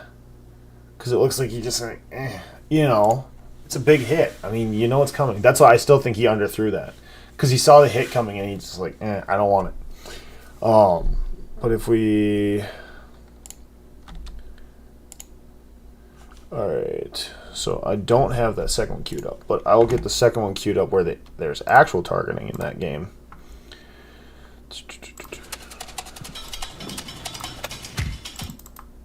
Here.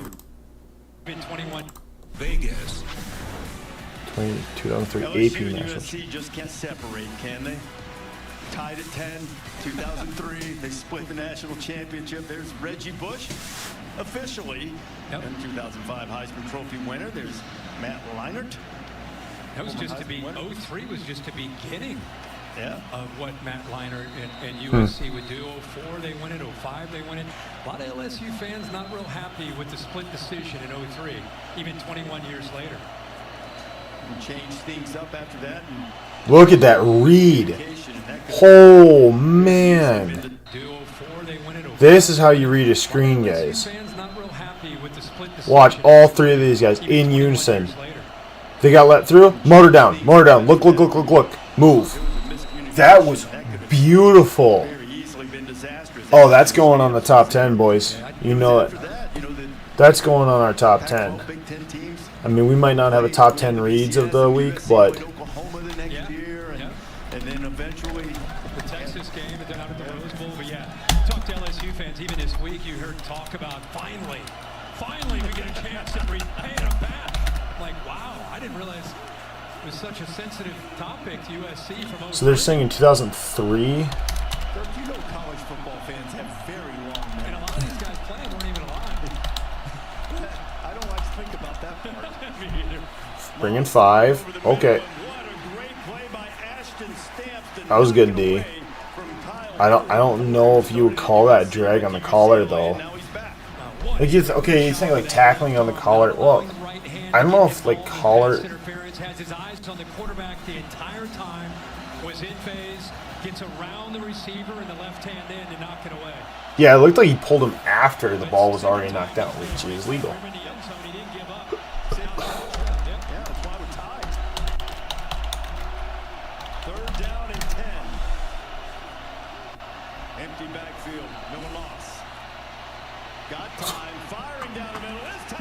What? Are they gonna flag that?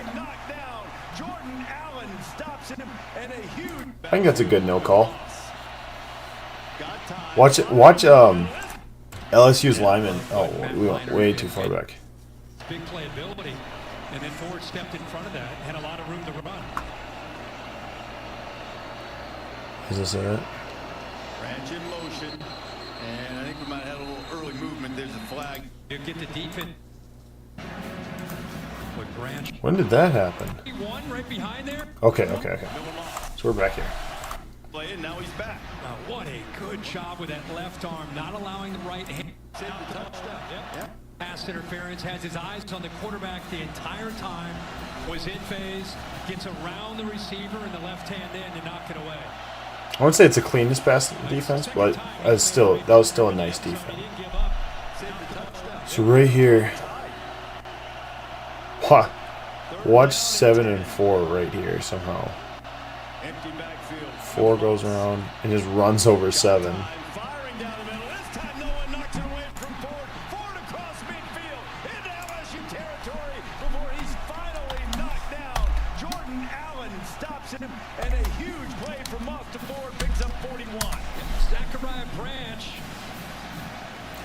Right there. I think that's a good no call. I don't know why. It looked weird when he did it, too. So it's going to be like right in this part of the screen, I think, once we get up here. That looked like a messed up coverage. There was 3 guys. They didn't know what they were doing. Right here. I don't know why that looked so weird. But watch right here. 3 guys go running off with this. 1, 2. And then that guy cuts in. It must be on some sort of man coverage. Oof. It ends up making that catch. Is that one of our big plays? Yeah, 41. Yeah, I'd say that's a big play. Good grief. I still say, well, I should say I was told at NDSU, like I think what it was under 10 big plays, the percentages of winning go up extremely. Are significantly increased. With Branch, you and I were talking at a break. When Branch gets his hands on the football, and you're in defense, you better leverage the football because he is going to get away from people that time. Almost use as much as just a decoy to get the. Well, I messed up the averages for Minnesota guys. I apologize. And then Ford stepped in front of that, had a lot of room to run. Branch in motion, and I think we might have had a little early movement. There's a flag down on the far side of the field. Yeah, Page has had such a tough night. That time he's trying to get a head start. All start. Offense number 72. 5-yard penalty. Still second down. Kind of like what we were talking about last night with Notre Dame playing a true freshman, in this case a redshirt freshman, but those guys living on the edge against veteran SEC now, big defensive ends that are quick, and you're going against different techniques. Yeah, the SEC, their D-line is just something. It's a different animal. So because they're seeing different guys line up across from them, it's a lot to deal with for the redshirt freshman left tackle. Oh man. 12 buys a little time, completes it to Ford. Ford's making his presence felt on this drive. Major Burns there to make the stop. Major Burns. Love it. That is, now that's how you do an arm over. Watch this end down here. Gotta slow it down because it was so fast and violent. I love it. The D-end outside linebacker right here, 35. Watch this, watch this. Boom! I mean, he didn't even really do an arm over. He just did like a swipe almost. Just a warm swiped his arms away.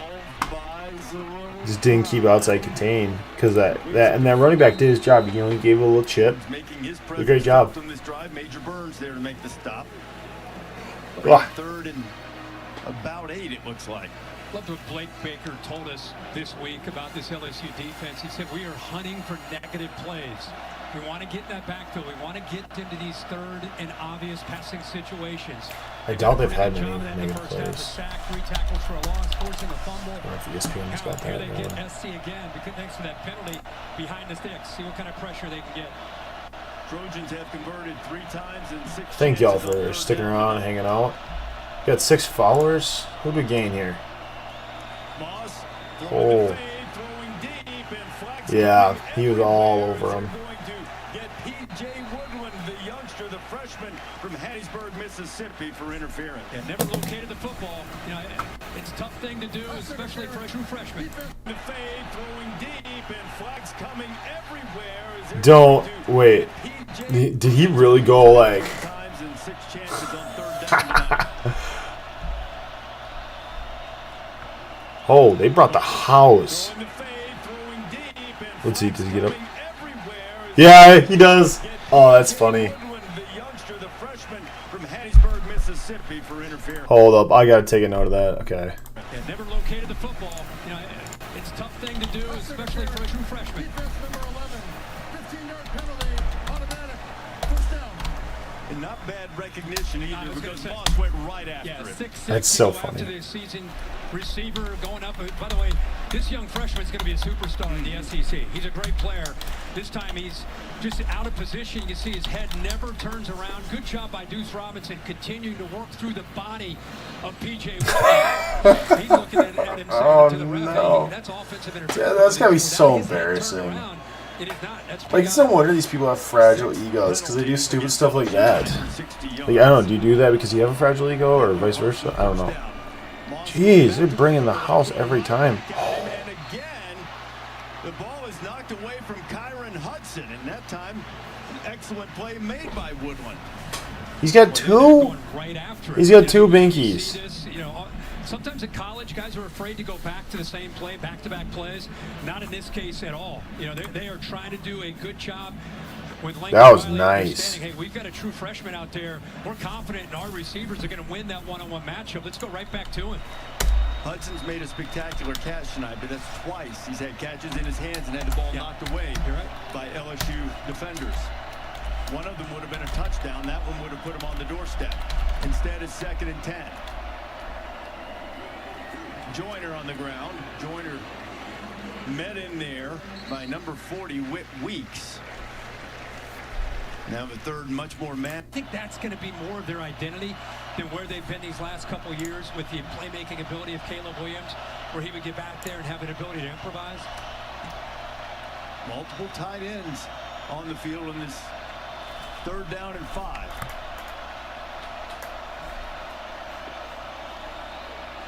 Moss under heat. There you go. Keep working. He kept working. Tight ends on the field in this. I like to see that. I like that.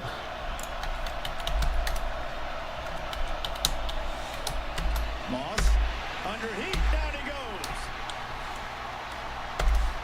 Pressure in there coming from Savion Jones, and he gets the big sack on 3rd down to force the field goal try. It's an effort sack right here, and he should be the first one to go effort sack. the secondary Rip, rip, rip, rip. Yep, get that arm.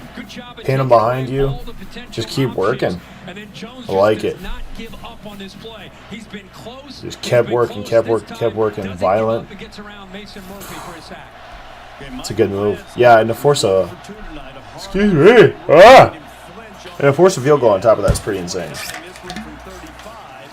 And this time he does not flinch, and he puts USC on top with 7:13 to go here in the third quarter. And we've got a barn burner here in Las Vegas tonight. All right, here we go.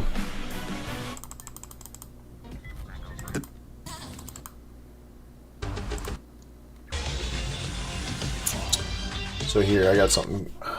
Yeah, it's not really queued up. I'll get it queued up for next. Night football, September 9th. Aaron Rodgers and the Jets against Christian McCaffrey and the 49ers. Will miss the first Monday night game of the year, part of NFL Kickoff, presented by YouTube TV, 8 Eastern, across all of our various I should be able to stream that. and platforms. Fun to see Aaron Rodgers out there, back healthy and ready to go. We hope. Yeah, wish him all the best. Absolutely.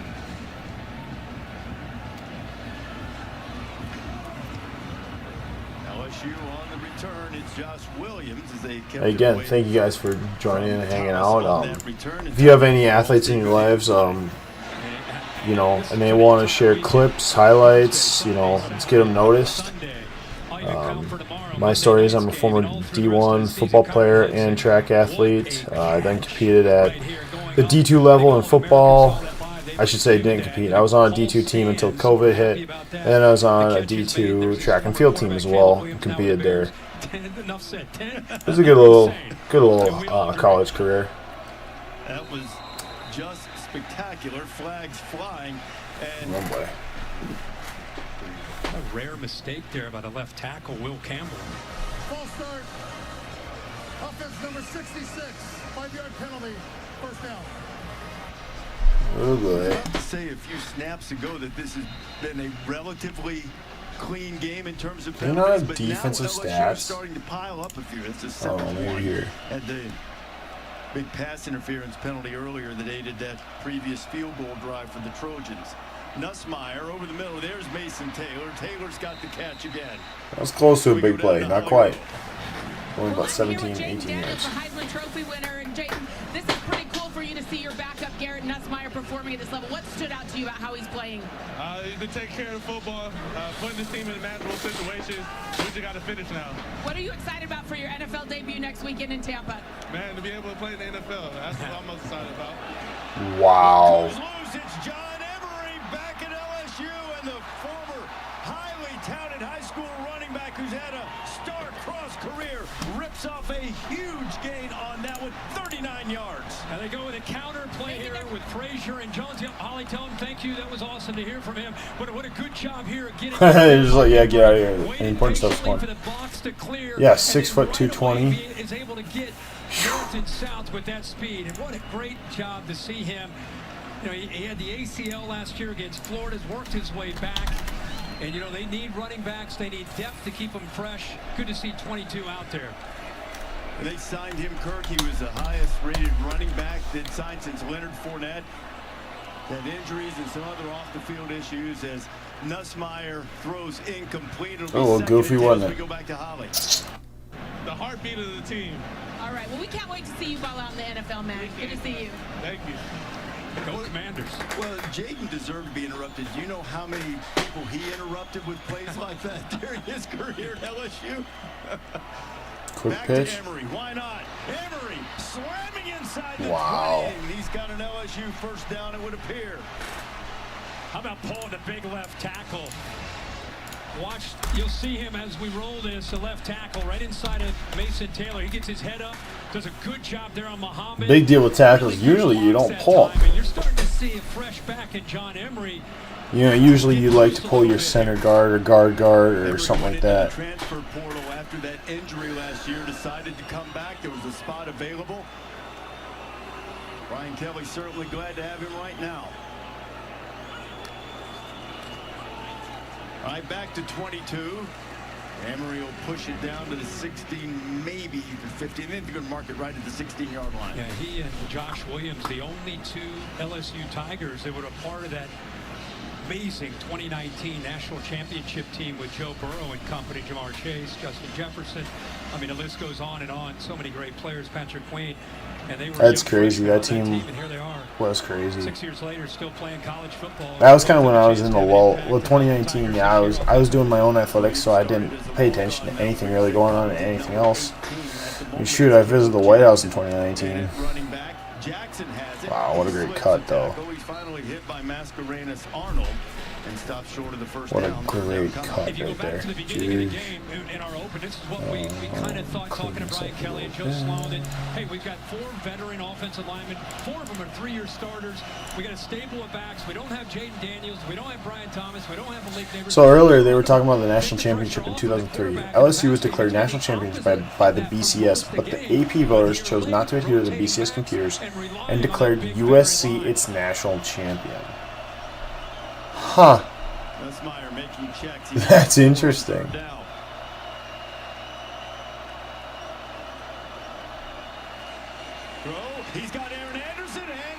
Huh. That's how they score? How? How does that happen? Why would it? Also 99. Isn't that a D end? It's a D tackle. That's not right. 91. That's also a D tackle. What we got going on here?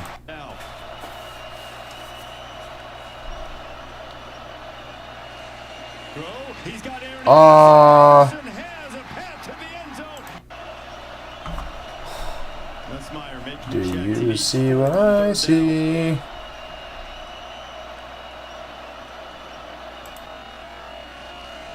I see blocking while the ball is in the air. That's what I just saw. I don't know about y'all. Let's go back on that one more time. Nussmeier making checks. He needs 4 on 3rd down.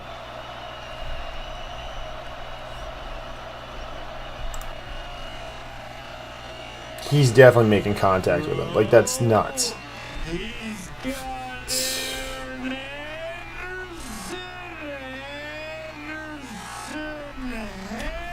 That's...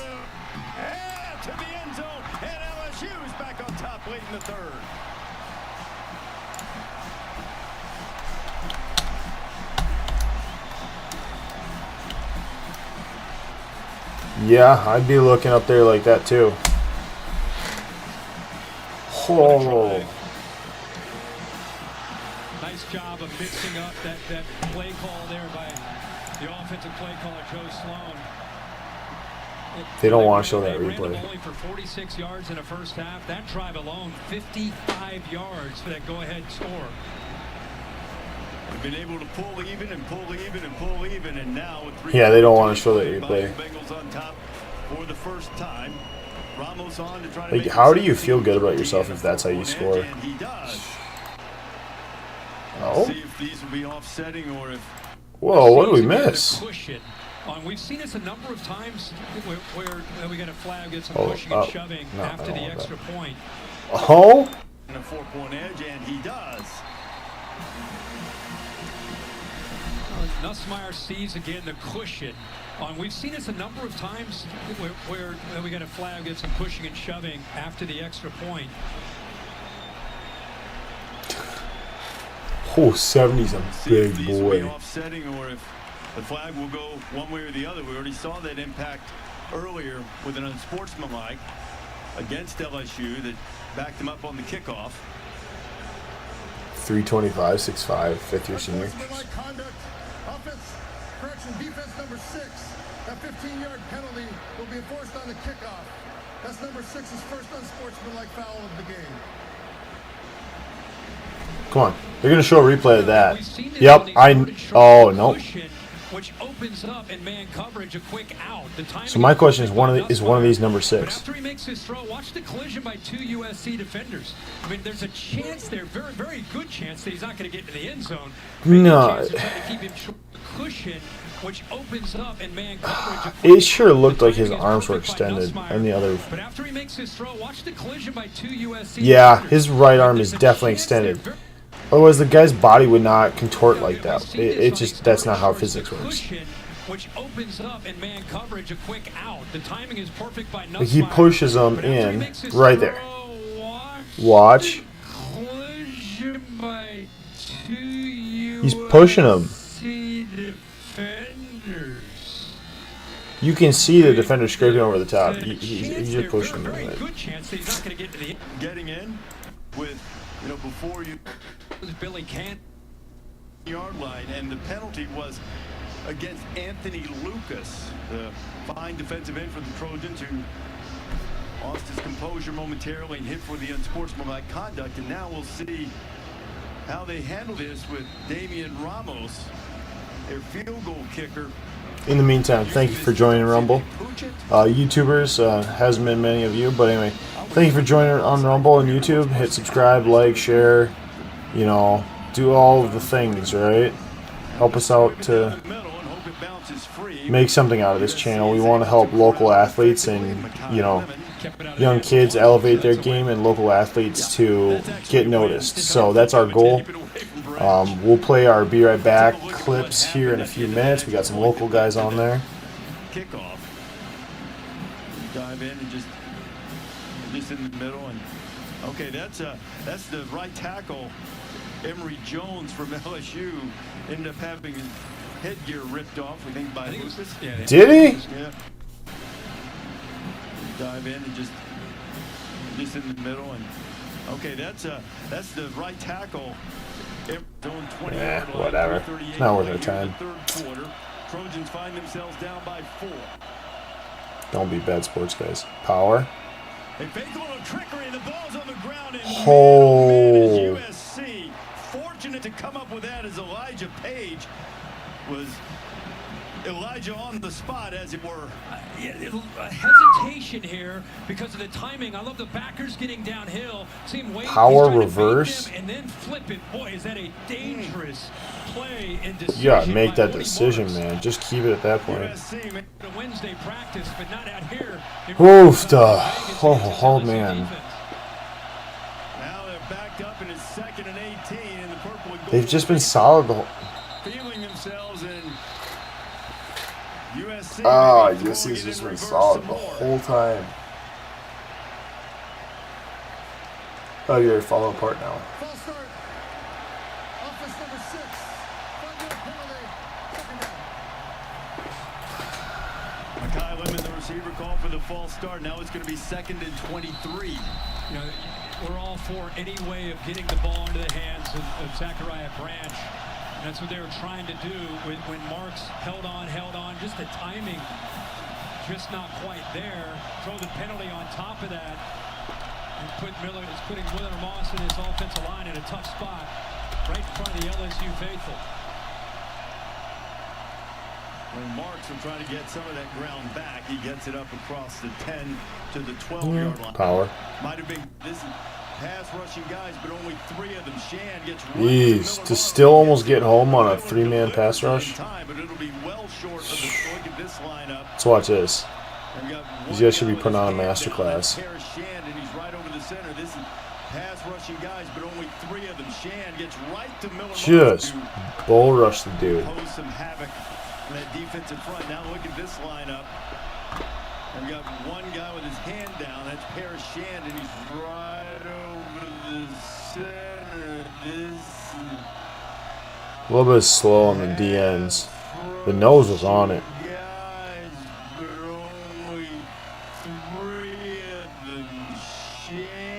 I mean, he got loose from that center.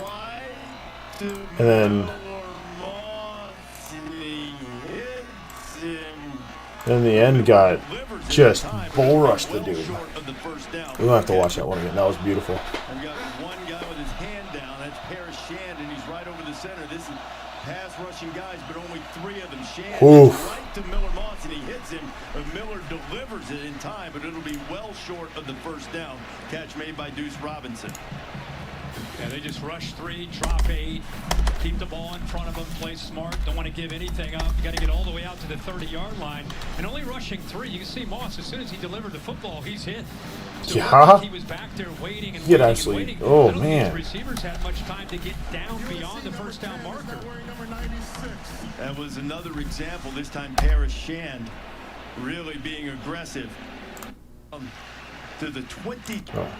It seems like it's the first time that USC's punted. How many times have they punted? Everyone away from it, and it's going to get a nice USC roll, and their Trojans are trying to get it to roll more, and it gets down to the 23.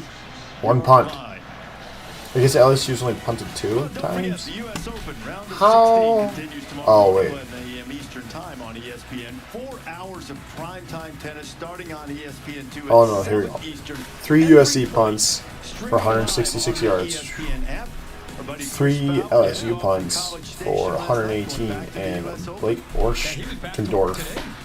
Sorry, I don't know how to say that name. 1 punt for 39 yards. Oh, but it was still in 20, so there's nothing wrong with that.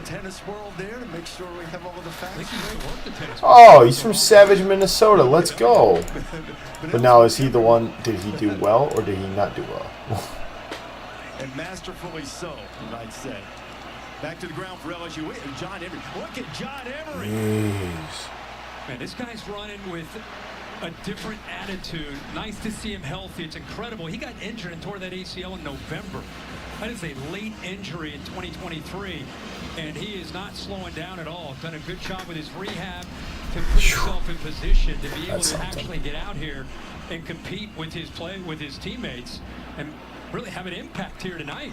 And Kirk, one of the things, when he was a younger guy, he had some academic struggles at LSU. It's really great to see him stick with it, being able to finish his career in a place that's been important to him, and boy, he's had an impact in this game tonight. As Nussmeier flips it out, the aforementioned Mr. Emery is becoming a go-to guy. Yeah. And just to remind people, and I know LSU fans know this, but when they signed him, they thought they had the back for the future. I mean, like you said, 5-star, if not the top running back coming out that year, 1 or 2. And then because of some of the issues that you mentioned with academics and the injuries, just not been able to get on track. But look at his eyes and look at the attitude that he's running with tonight. He's putting it all on the line maybe in this last year. No one's ever questioned that talent. He got carries of that championship team, and now just found this. LSU up by 4. Abilene Christian football team involved in a bus crash and 4 were injured. Thank goodness no one killed. Saturday night, because who did they play?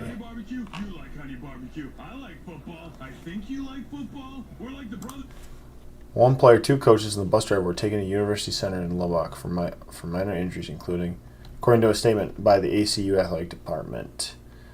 The Lubbock Police Department told multiple news outlets that a 19-year-old driver collided with the bus, was charged with a DWI and taken into custody.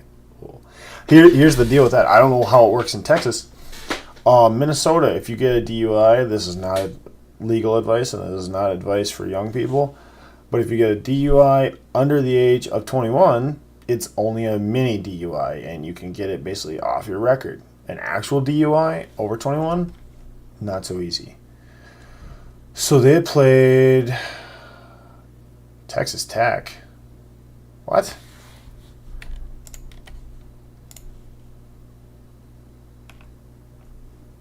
Oh, okay. I thought they played someone different. Anyway, so they played Texas Tech. Wait, what? Abilene Christian almost beat Texas Tech. It was 51-52. Well, I sure hope one of those kids that was injured wasn't one of the, players. I mean, it sounds like whoever it was in the front of the vehicle.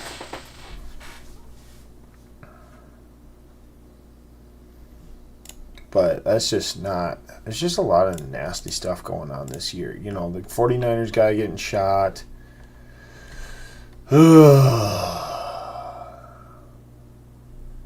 This is not great. What do we got here? Ashton Genie runs for 267, 6 touchdowns. Boise State win. Nah. They played a slough team. Right? Who did they play? Boise State. I don't see who that is. We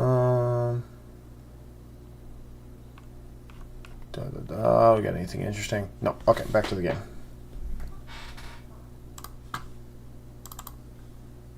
Silk pie.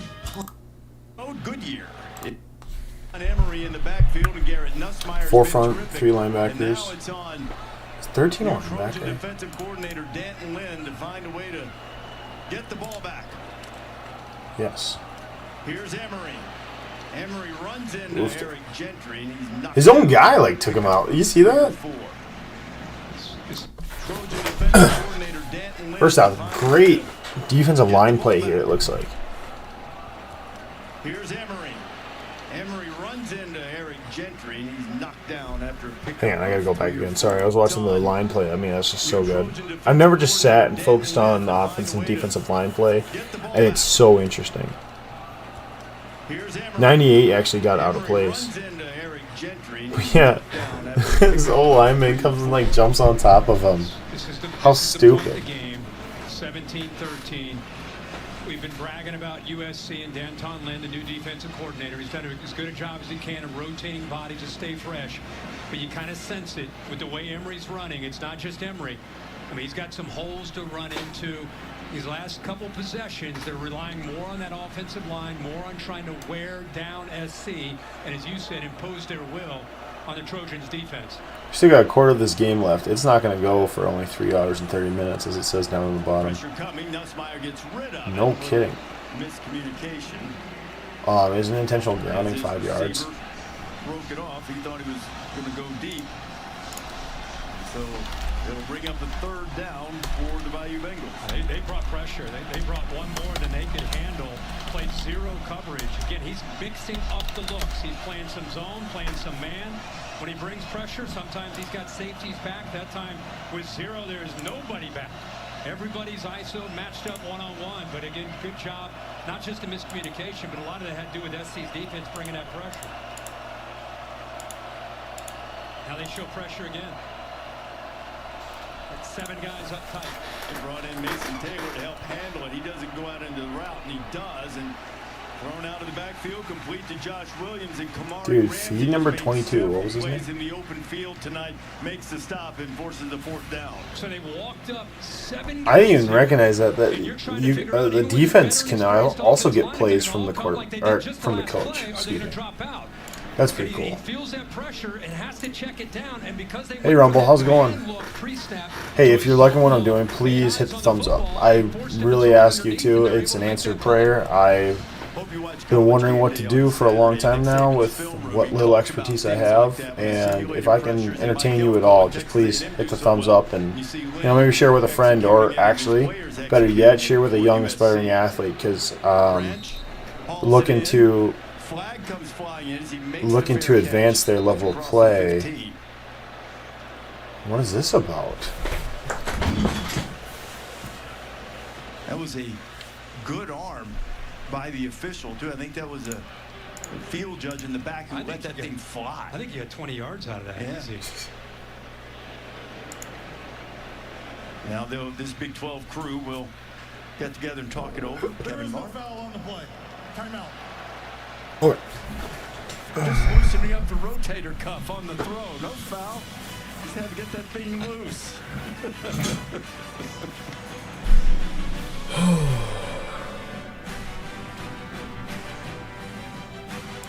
What's this? Athletic ducks signed me to an NIL deal. An NIL deal? It's name, injury, and likeness. With a name like Prime, the injury like mine, and a likeness so fine, that's a triple threat. Couldn't we just tell people Aflac pays cash for expenses not covered by health insurance? If we want people to understand how Aflac helps close that gap, we got to get you to think bigger, coach. You got to be kidding. Get help with expenses health insurance doesn't cover. What injury did he receive? Terry's not going to like this. Trouble. That's jogger. Eating and over. No. 4 in the morning, and he's kind The dog. Here. Big fella's had a long weekend. He's hung out with Johnny Mansell. He's been on the all over. A Johnny Manziel joke? Good grief. Notre Dame A&M took a late flight, got in at 4 in the morning, and he's kind of had enough. He's over this. We're going to have a great finish. Oh, there we go. Finally, LSU stepping up and filling that gap. They might have turned it around, like I said, in the locker room. Defense got a little, you know, fire under their rear. Sometimes that's what you need. You need your coach to get you pumped up. Now we've seen forced punts and LSU trying to keep the Trojans bottled up. What are Miller Moss, Lincoln Riley and company have for the answer on 2nd and 11? Levin in motion. Bring 4. Oh my gosh. McCree, and late McCree's had some big plays tonight. Makes the Graham. Jordan Allen knocks him down into first down SC. Greg Penn has his eyes in the backfield here. The backers here kind of following the quarterback. The blitz the linebacker on one side. See his eyes kind of looking out this way? What a call by Lincoln Riley to then slip the tight end right behind him. So the action of the receiver, Lemon, draws the eyes of the defense and then slipping him right behind it with a perfectly executed pass there by Miller Moss. Well, McCree had an injured knee in bowl practice, came back quickly. So good to have the pads on. He's made an impact tonight. Boy, Moss is feeling all kinds of heat. And how in the world did he get that in there? Jacoby Lane with the grab. I can't believe he got this off. They brought 40 again on this blitz, and he gets in clean. Well, I thought he'd at the very least get a hand on this. He's falling back. Do you see how insane that is? Look at, like my dad always says this, look at where this guy throws the ball. I can't believe he got this off. They brought 40 again on this blitz, and he throws it here. The receiver's not in that area, by the way.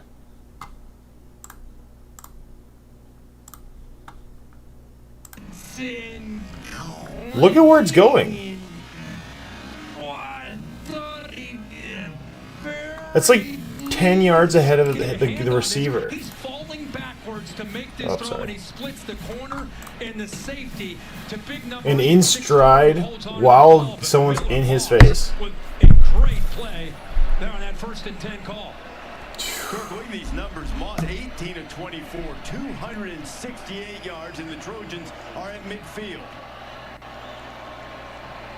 Moss again, heat's coming, fires, and he's got his tight end McCree again. He'll pick up about 7 down to the LSU 43. This dude is just cool as a cucumber too.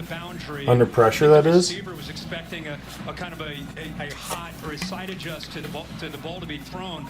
Moss never really looked out that way. I think he was hoping the back marks would pick it up. But you can see right away Lane kind of calling for the ball with that safety off after that blitz. But they picked it up and still allowed him to be able to complete the ball underneath.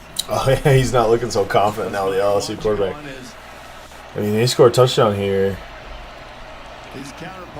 And the defense keeps stepping up like they have been. Just keep going to the tight ends, keep feeding them big white boys. And corn-fed boys. Number 88, where's he from? Most likely California. Washington. Linden Christian School, there you go. Let's see, so they had some surprising Minnesota boys on here. 99 the kicker. Nate Clifton. No, not 99. Oh, that was LSU. LSU number 99 was the kicker. Blake Oschendorf. That sounds like a Minnesota name. Joyner runs through a tackle or two. Yeah, run some time off. He's knocked down by Savion Jones. Jump cut behind that counter. They pulled the left guard and the left tackle. That play's designed to bounce out to the right, but LSU took that away. Watch the left guard and the left tackle. You'd love to see that get in there to the just off that right side, but it was completely taken away. Good vision and a nice job of jumping back to at least get some positive yards. 7th play of this drive coming. Gave Joyner 4 on that last carry. 2nd and 6. Pressure off the edge. Oh. Oh, man.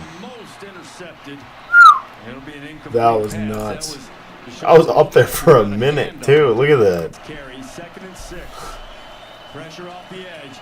Ball batted high into the air. That was so... I've never seen one like go that high. That's funny.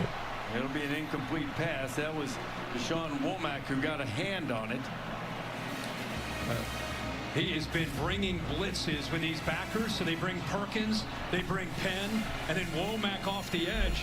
They keep trying to put Mason Murphy. They keep trying to isolate him and make him make a choice. Is it to blitz off to his outside, or is he going to deal with that blitz and pressure from the inside? Wherever he goes, someone else is coming free. Trojans taking a second to get lined up. Play clock now at 5. Third down, and they got up on him, and they'll have to use a timeout.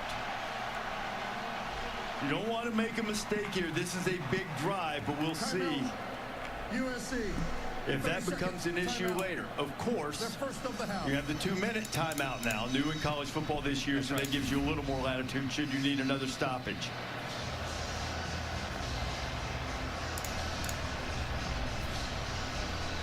Remember, we have the coach-to-helmet communications that turns off in 15 seconds, so it wasn't as if that was the issue at the end, but it might have caused some confusion as we saw SC struggling to get lined up properly. I can't wait till we get a week or two into the season, maybe College Game Day. Thought this. Now you've had 3 or 4 games to try to work it. 6 on third down.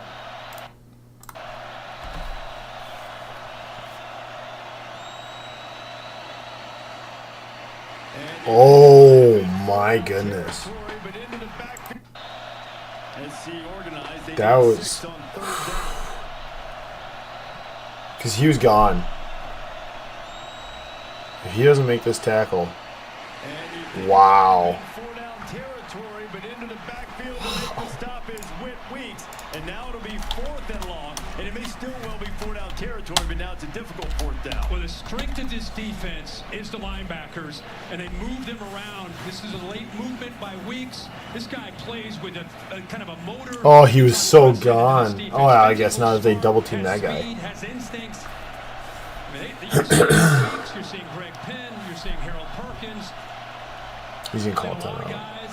Keeping them fresh, and they all play about the same level as far as their instincts and speed. He was yelling. He's running guys on and off the field, some confusion and personnel grouping again, and they have to use another timeout. I saw Lincoln Riley kind of touch his chest, almost and saying, "Hey, that one's on me." Huge. That's huge. They're down to 1 timeout with like 9 minutes left. Right now, SC needs 9 yards. They're gonna bring in blitz. In LSU territory. Moss fires and it's batted away again, and this time it was intercepted. Get it! I'm not sure he controlled it. Whit Weeks again had it in his hands, and it was stripped away. And LSU gets the stop. Wow. Well, LSU fans, welcome to the era of Blake Baker as your defensive coordinator. Doesn't matter what the situation is, what point in the game it is, he's going to live and continue to be who he is and trust his players. Brings that. They brought 6. Savion Jones eventually came free to knock it loose. It looked like Weeks had possession just for maybe a step or 2. So, okay, so if he has possession, then it doesn't reset the down. Unsportsmanlike conduct. Number 8 for taking his helmet off in the field of the play. 15-yard penalty. First down. Timeout. Okay, so number 8. That would be Major Burns of LSU. Apparently, Weeks did not have possession and fumble, and is incomplete, and LSU gets the stop. At Papa John's, we start with better. Like our fresh, never frozen dough made That was from 6 close. simple ingredients. And our dough. If you...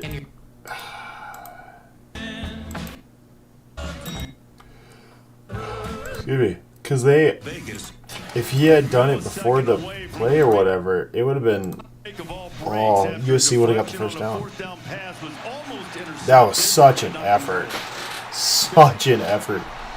But who was that? A guy who's starting to control the ball, but he doesn't have firm control. He's not making a football move, and that ball's out quick. Incomplete pass was a correct call. Savion Jones. Yeah, 6'6", 280. It's a big man. Wow. Conduct for taking his helmet off after that, and SC trying to answer big play up front Braylon Shelby making the stop in the backfield to be second and long. 6'5", 265, but he's a sophomore. That's crazy. 6'5", 265, had a foot injury out the last couple of weeks. They haven't played him a ton, but look for him this year. 34, very athletic, has great length. Danton Lynn thinks rotationally he could be a superstar and just continue to get more and more reps. Nussmeier on second down. Not a whole lot going for him on pass rush, though. And out there to a tight end there, very high on Kamorion Pimpton, making the grab and hitting out right to the 30-yard line. Need to get it to the 31 for the first down. LSU lines up quickly. He is hit in the backfield, and he didn't get there. Both of these defenses. How's that senior too? A goofy looking senior. LSU lines up quickly. He's so lanky. Oh, he took a hit, but he brought him down. He took a hit. Defense is standing up and making stops in the fourth quarter. And it's a veteran in Gentry. All because Matt Entz, I bet. He's thinking, okay, if they're going fast on short yardage, I'm going to sell out. I'm going to try to hit and get underneath that tight end. He just got leveled, but hey, he made the play. Star next to that one for Eric Gentry, veteran guy, transferred about 3 years ago from ASU, 6'6", 215, and they're going to get the. He's so small as a linebacker, though. 215 at 6'6", you're so like paper thin. To punt it away for LSU. Zachariah Branch is back, and he's coming up on the run, and he has to slide and make the catch, but a good job to not let that punt bounce. USC will take over after the 35-yard punt with under 7 minutes to play. It's cute to see ball again. Man, that defense has stood tall this whole game. I just can't believe it. I didn't think USC would be this good. It's just that they need to get their offense going. Really? I mean, let's see what their offense is looking like. Which would give the Trojans or LSU another stoppage should they need it. Miller Moss back to work, firing. Wow. Well, I mean, they have been getting their passing game going. That's been really good.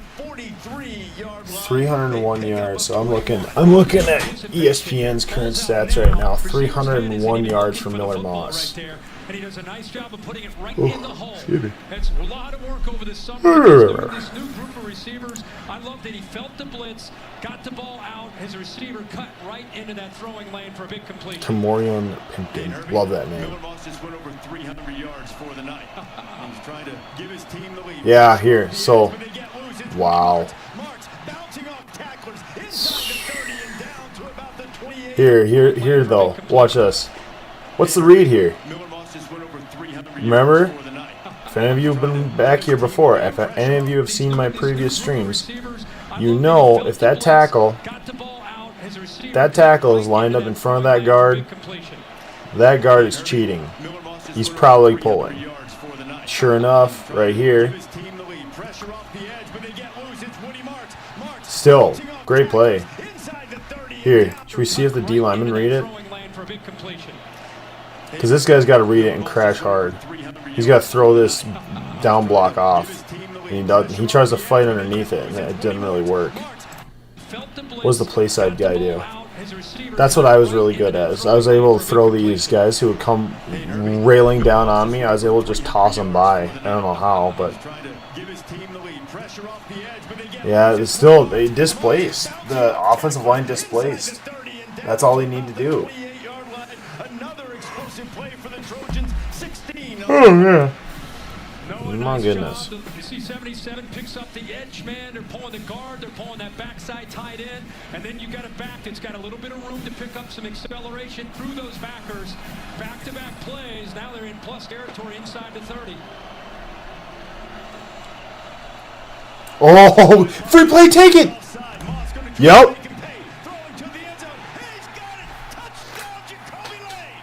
No way.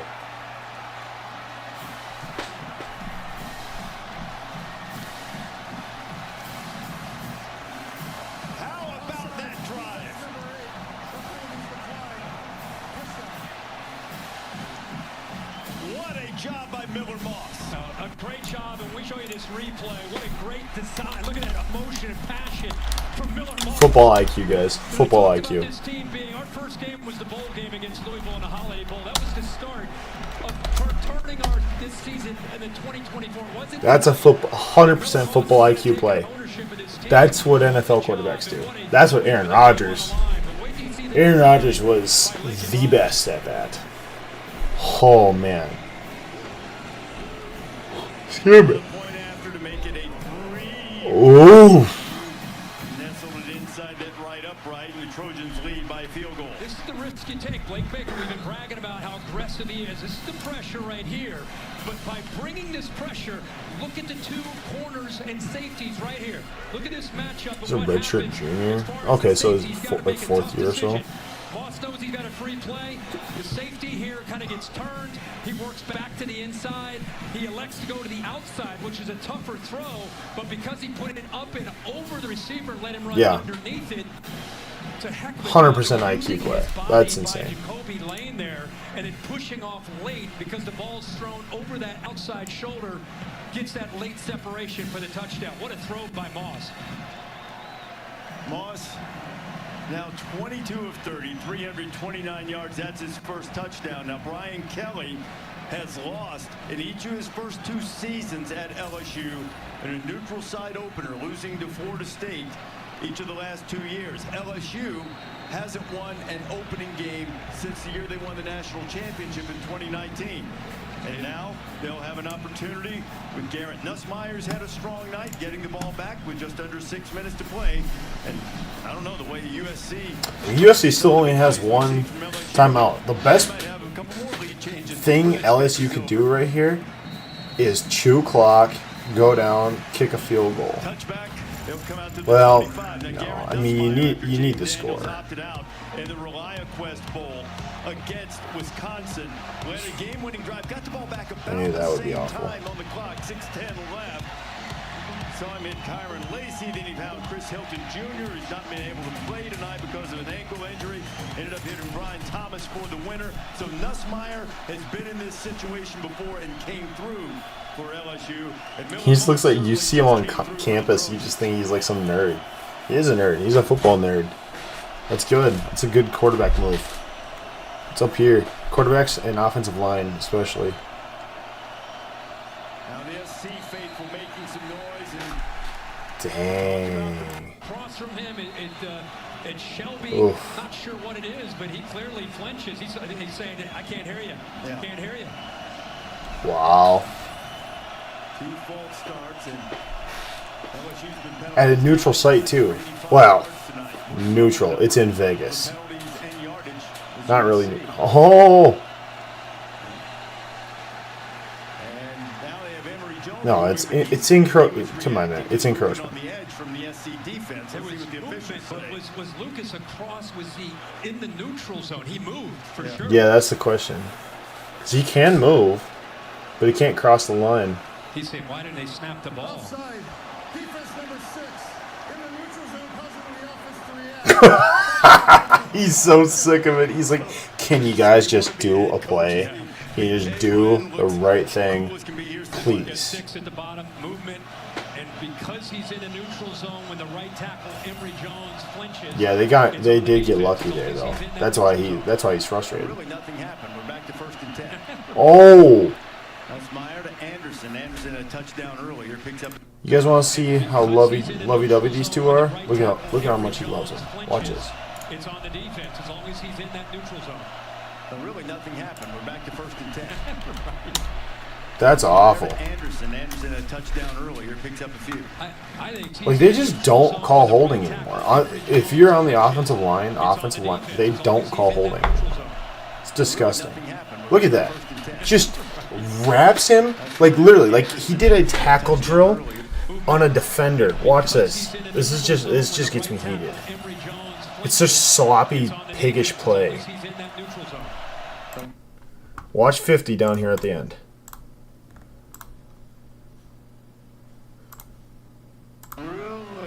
Look, he gets extension, gets displaced, and just decides, screw it, I'm just gonna hold you. Bear hug time. And not a single ref throws it.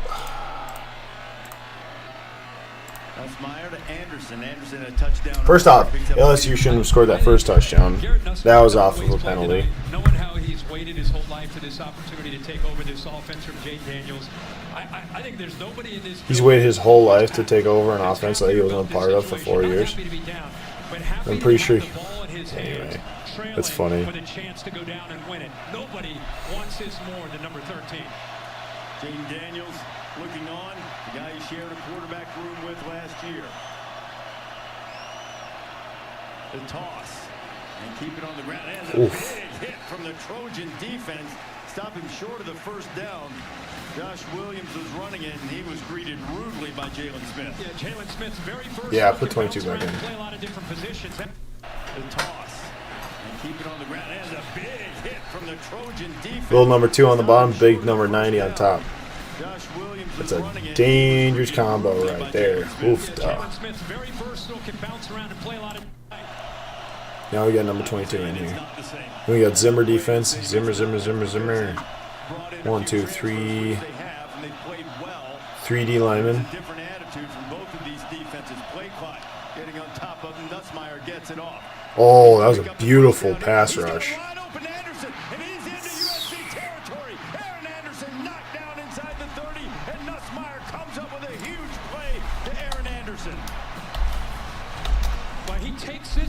Watch his pass rush, though. I don't even care about that. But instead of pressuring, he actually sinks into the flat and takes away Mason Taylor. That's what, look at Nussmeier. He's look at that. Right here. Arm off. Turn. It's a little high. But, I mean, it really wouldn't have mattered that much because he rolled left. That's where you need your guy on the left side to come back and help you. Not going anywhere. This is what NDSU's defense looked like. So I'm not going to lie. Matt Entz might be doing some good. Doing like a lot of good at USC. Like, not that he makes like the decisions for what they run, but my goodness, that D-line linebacker play is exactly like what NDSU used to be. I say used to be because they can't keep a quarterback contained right now. But more on that later. We'll upload a video later. Nussmeier stands in, fires to the outside, and the catch is made by Xavier Thomas for a first down. Holy cow. And I sound like a broken record, but are you kidding me on the location of this football? What a catch by Thomas, but look where he threw it. And he's even getting held. Thomas getting held by the jersey. Best defensive back maybe for elbows in inbounds. Jalen Smith. And because of where that ball is, again, back shoulder, gives him a chance to separate from the defender, even with that jersey being held onto, and make a catch. They're going to have another look at him. Brian Kelly. That's a catch. His elbow was down in. They dealt with that.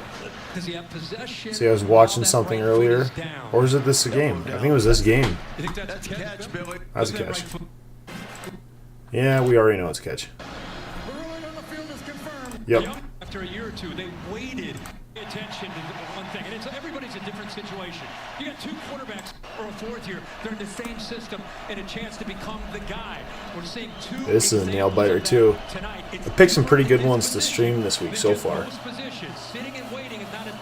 Stanford was a nail biter too. Go watch. Oh. Yeah, no kidding. Number 2 set that edge, and he said it like he meant it. Turns the ball over tonight. Both have played extraordinarily well. I mean, they look like seasoned veterans, and they stayed within a program. They learn their teammates. The teammates look at them. It's like, okay, our guys that were here last year are gone. You're our guy now. You know what? We've seen you in the weight room at 6 a.m. these last 3 years. We know what you put into this. We know the sweat that you put into this. It's crazy how much you actually train. It's a great reminder for a lot of guys watching around the country. The 2-minute time. Don't tell people to get loud. You're on offense. And we're live. Alright, now we got ads. Let's see. I had some stuff dialed up, I thought. Oh, that's what I was supposed to dial up for you guys. The targeting, not the bad no targeting call. Here we go.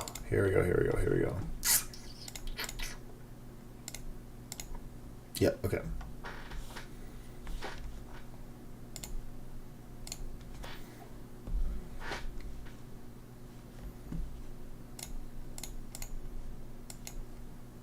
in this one. All right. This is the one I would like you guys to see here. So this call, I should say, this no call is wild to me. I can't remember what his name is, but the guy who does foul play, he already made a video on this, and fair play, man.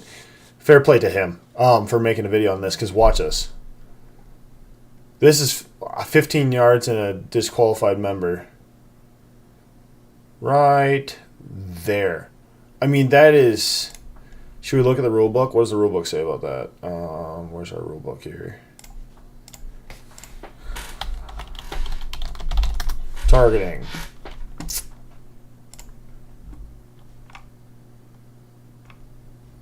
No, we just need targeting.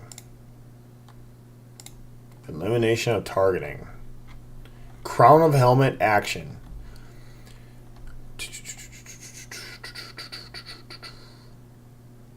The penalties or fouls for both under 913 and 914 include automatic disqualification. Protection of defenseless players. Yeah. Targeting and making forcible contact. They're just talking about emphasis. If contact by team A is deemed to be a targeting foul or any other personal foul that interferes with the receiver's opportunity to catch a kick. Maybe rules interference with targeting. Okay. Here we go. No player shall target and make forcible contact against an opponent with the crown of his helmet. This foul requires that there be at least one indicator of targeting. When in question, it is a foul. Okay? No player should target and make forcible contact to the head or neck area of a defenseless opponent with the helmet. They keep saying C note. Why C note? Just tell me. With the helmet wait, hold up. Targeting and making forcible contact. With the helmet, forearm, hand, fist, elbow, or shoulder. Okay, we're back to the game here real quick. King of the Trojans. We'll come back to that. Garrett Nussmeier pulls it out of the back and throws. And oh, dude, you have to have that. He was waiting for the hit. That's what that was. He was waiting to get smacked by that corner. Oh no! No, she's crying already. I don't know. Maybe it's a family member, but still, it's kind of funny. I mean, if USC actually moves up the ranks, then maybe losing to them is a manageable thing for LSU. You know, 2 for 5 on third downs. Good grief. Okay, so they're overloading the top. They slide left. Go up for it. And ball is broken up, intended for Kyron Lacey. Okay, flags. It's always interesting on third down.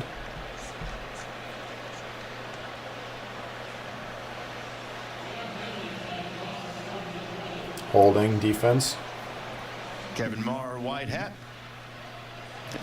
Oh. The penalty is going to be against LSU.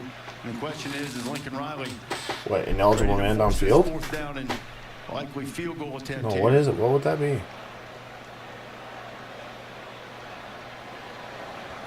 Illegal shift. Offense number 18 and number 2. The penalties decline. Brings up fourth down. It looked like Kyron Lacey to me was a little bit confused when he started to go into motion. He starts to move. Oh yeah, they did, didn't they? Signal, but at the same time, you see movement in the. Yeah, he's like, no. At that point, that's the illegal shift. He almost got a timeout there. Nussmeier almost elected on that third down to call a timeout. Anyway, SC declines it to set up this fourth down and a field goal attempt. So Damian Ramos will try to draw the Tigers even. And the game winner against Arkansas, 20 yards out. This one from 31 yards away and for the tie. Redshirt junior, 6'2", 190. Damian Ramos. Come on, get in there and block it. I want to see a block. Come on. Nope, not going for the block. Oh, it was wobbly there for a second. Down the strip here in Las Nice. Vegas, and we are tied at 20. 1:47 to go, and now it's Miller Moss's turn. The last time he had it, they scored in 1 minute and 13 seconds. Have a look at that field goal. Yeah, the laces did not actually get rotated out. Kicker does a really good job of just continuing through, obviously, but not losing his focus with so much on the line. And he tied this game up. Miller Moss thinking, hey, wait, what? Remember, All right. those 2 timeouts. We're going to take a second here right before the last couple drives. Able to get out Oh, that's the wrong pick thing. up first downs. We take a look at this week's college football rankings brought to you by Allstate. No rankings from the College Football Playoff Selection Committee until much later in the season. This from the Associated Press. Here we go. So, here you go. If you got anyone that wants clips up here, or if you want clips up here,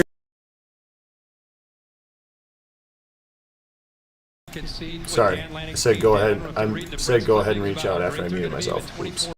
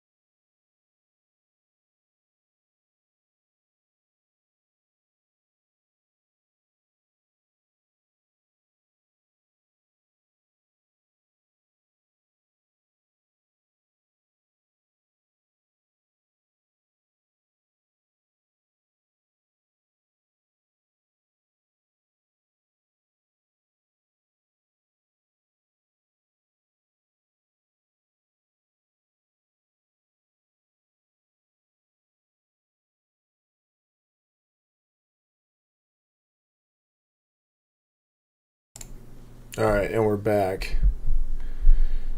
Let's rip right into this. Really grew up, I thought, last night. It's an offense with Riley Leonard and that young offensive line. You look at their schedule. Notre Dame's going to be favored in every game that they play, and they end the year with these Trojans out at the Coliseum. Yeah, Notre Dame's favored against the Trojans. You won't understand how in the world the game was close. No, I'm trying to give them a little. Yeah, I'm going to give them a little I picked them to win it all. So oh, that's right. That's right. Yeah.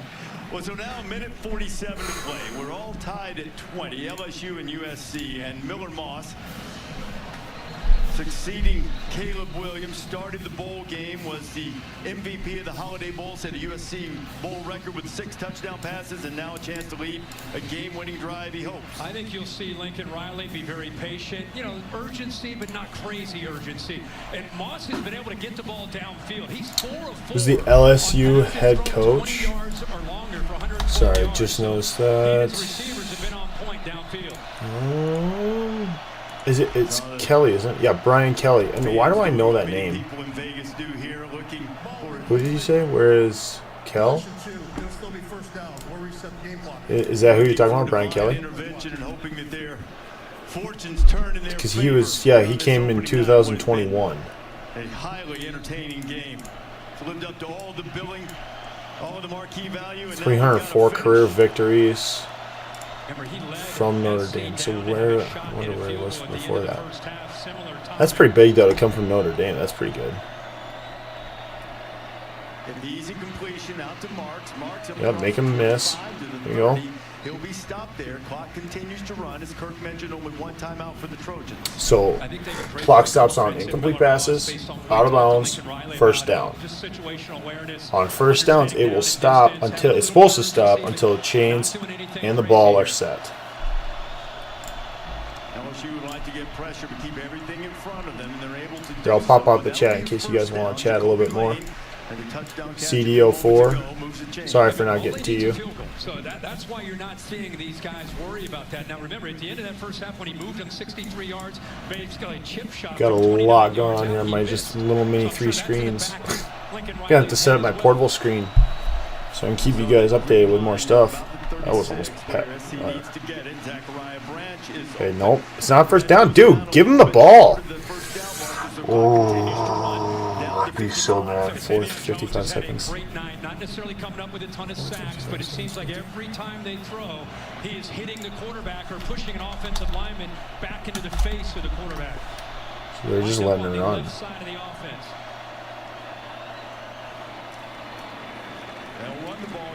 So the clock stops, 35 seconds. Yep. The clock, and they didn't get the first down and kept rolling. This time, clock will stop long enough to reset the chains as Marks gets the first down. You gotta get about 20 yards and rely on your. Was he a freshman kicker? And this is a good one too. They're not even clocking it. Get out of bounds. Smartly steps out of bounds with 22 seconds to go. Wow. Getting really close to field goal range. I mean, so far, this is a clinic. Yeah, thanks, Taylor. On how to handle a 2-minute I see you in there. With a game at 20-20. Putting in good work. I feel bad because like I think the live chat on Rumble is pretty delayed.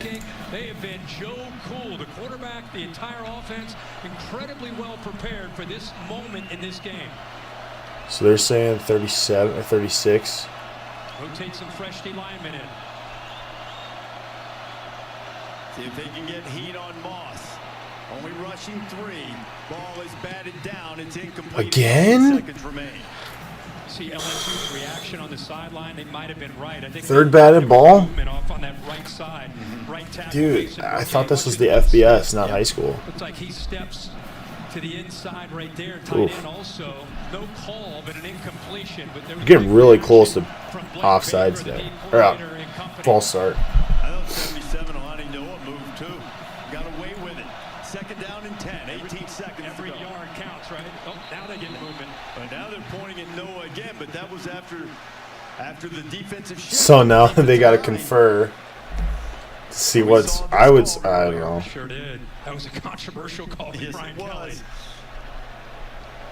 They'll talk it over, make sure they get this one right. Who wants to go back to the LSU sideline? This is going to basically decide it. Okay, we're not going back to the sideline after that. Number 77, 5-yard penalty, second down. Well, Noah got away with it, I thought, on the previous play, but not this time.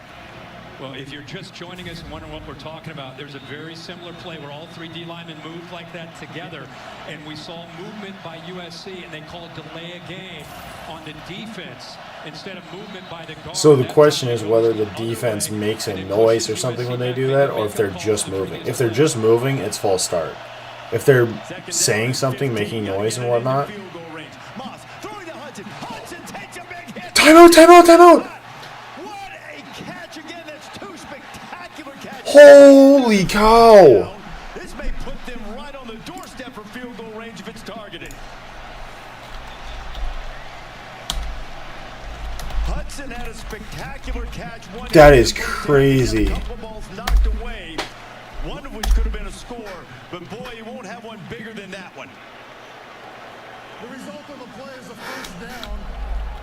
Personal foul, targeting, defense number 2.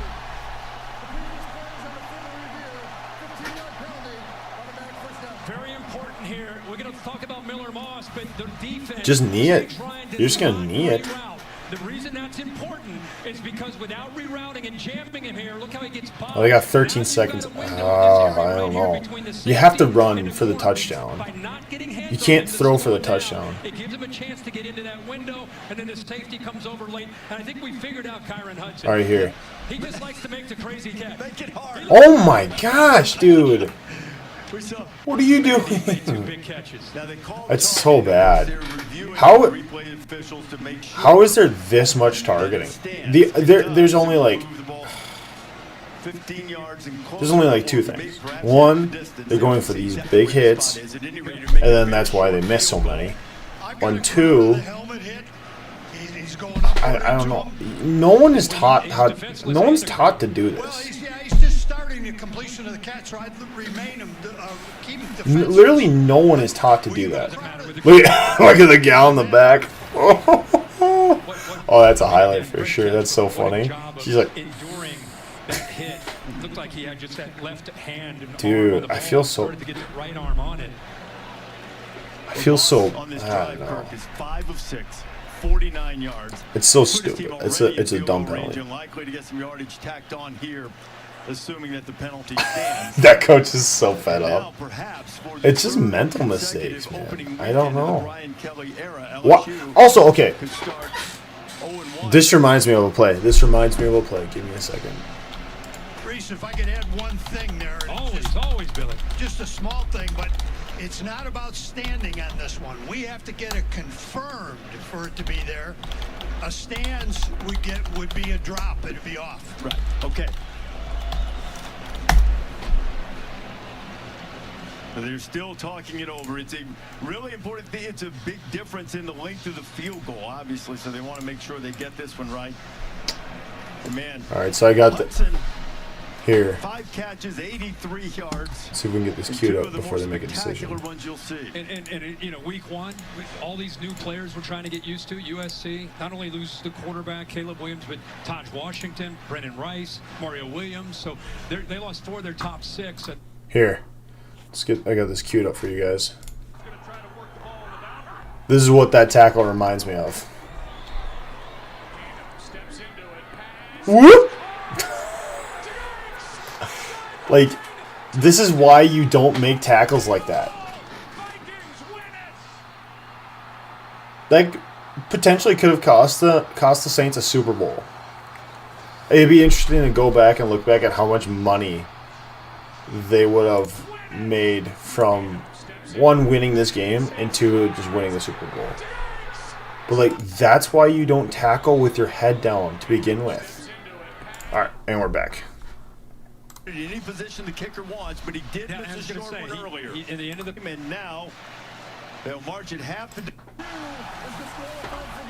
Yep. Good. There's a reason you're disqualified from the game. It's to go back to the locker room and think about what you did. Don't pat him on the shoulders. He could have legitimately cost your team the game, and could have cost somebody their career. I'm still gonna abide by that every time. I got a concussion, and it didn't even come from a stupid thing like that. It came from other stupid things, not in my control. But you know, it is what it is. At the end of the first half, they're just going to try to, I would assume, get it in the center of the field or get it where he likes it, and call that last time out. I would think so.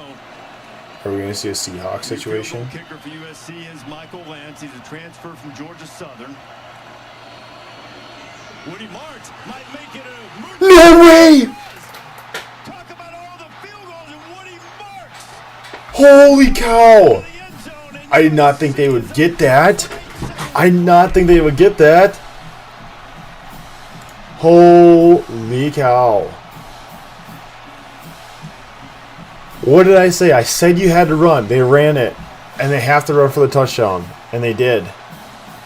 Holy cow. So 8 seconds. Can we see some backyard stuff? That would be kind of fun. Wow. The finishing touches on LSU as Woody Marks goes in for the score. What a job by the entire offense. That is crazy. That hole too. That just opened up. Let's watch that back. We gotta watch that back. I mean, I'm gonna clip that later, but like, watch this hole open up. USC is Michael Lance. He's a transfer from Georgia Southern.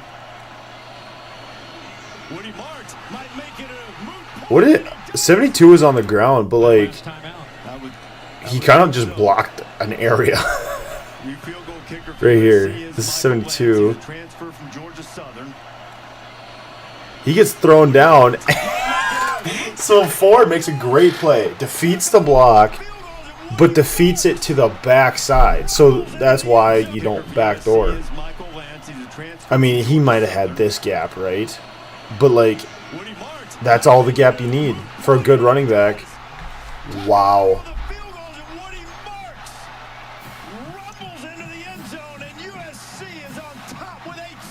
Wow. Let's see this kid hit it again. You gotta build your confidence back up after that one. Nailed it. Nice. So he potentially gets the game-winning touch. His team with a couple of try the lateral plays on the kickoff, or if they wait to do it from scrimmage. They'll do it from scrimmage. No need to bring disaster into the equation on the kickoff. If you can boot that thing out of the back, go ahead. And now 75 yards away, and a miracle needed for Garrett Nussmeier and Lincoln Riley. Says focus, guys. What a recap of this game. Just both quarterbacks. I mean, your defense has shut them down every single time. There's no reason that they should. Threat. Who thought that was going to be the case when we came into this one? We thought we'd see more from the running game. Just total control and command by both quarterbacks. And really, I think the defenses from where they were a year ago to where they are tonight, and looking forward to the rest of the 24 season, marked improvement and a lot to be excited about.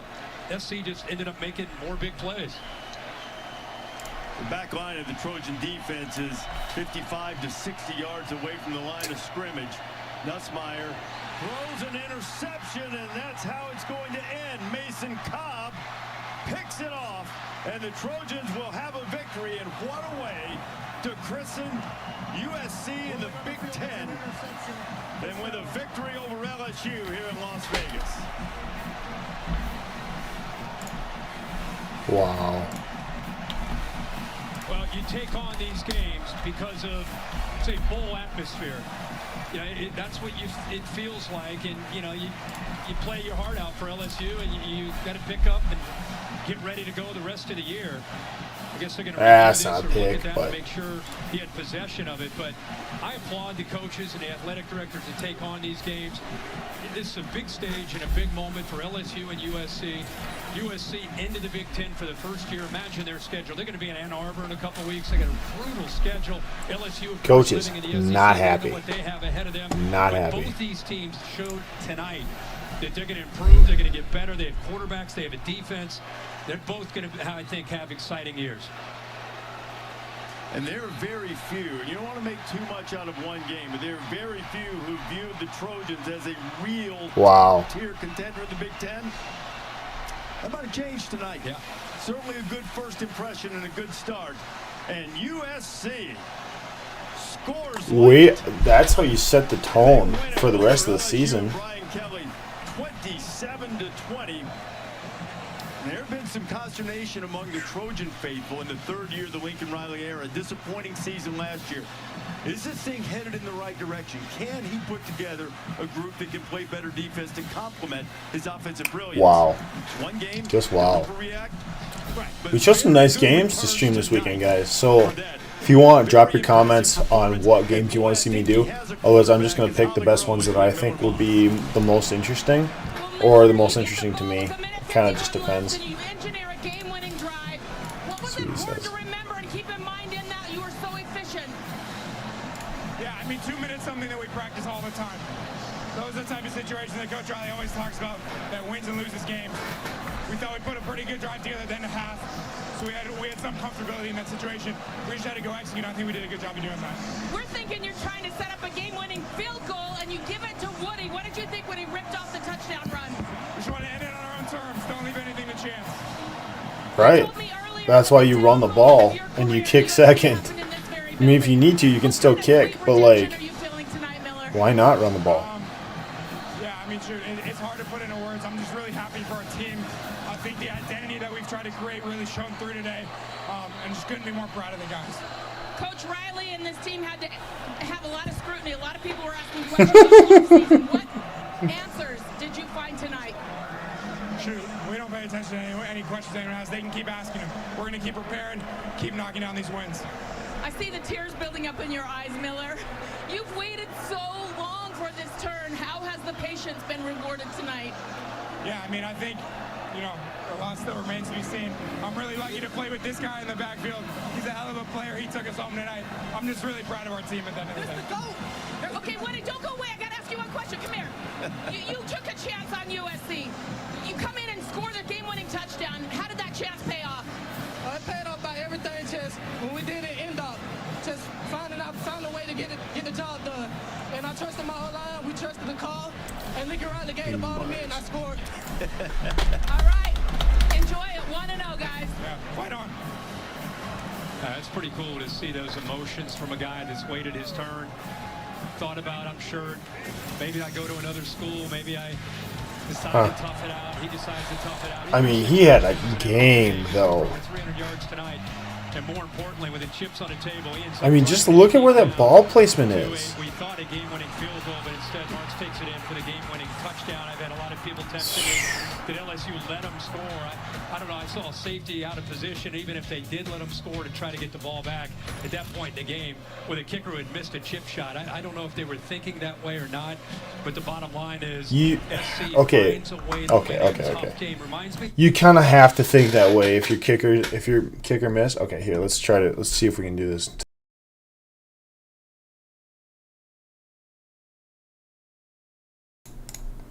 There we are. Tonight we should work it. We'll do 7. There we go. So you have to automatically think that way if you're a coach and that's your kicker. Like, also with 13 seconds, okay, you kick it with 13 seconds, that takes like 3-4 seconds, right? That leaves them way more time to go down and score. With them running the ball in, okay, now they have to get a touchdown. Now, okay, we're not talking, field goal or anything. So, and you're not talking tie and going into overtime. There's a lot more than just, your kicker missed a field goal on the line. But, that made up their decision, and they made it, and it worked. And I don't know how it worked. I mean, I don't know why you don't. We'll have to dissect that play some more. But anyway. What's up?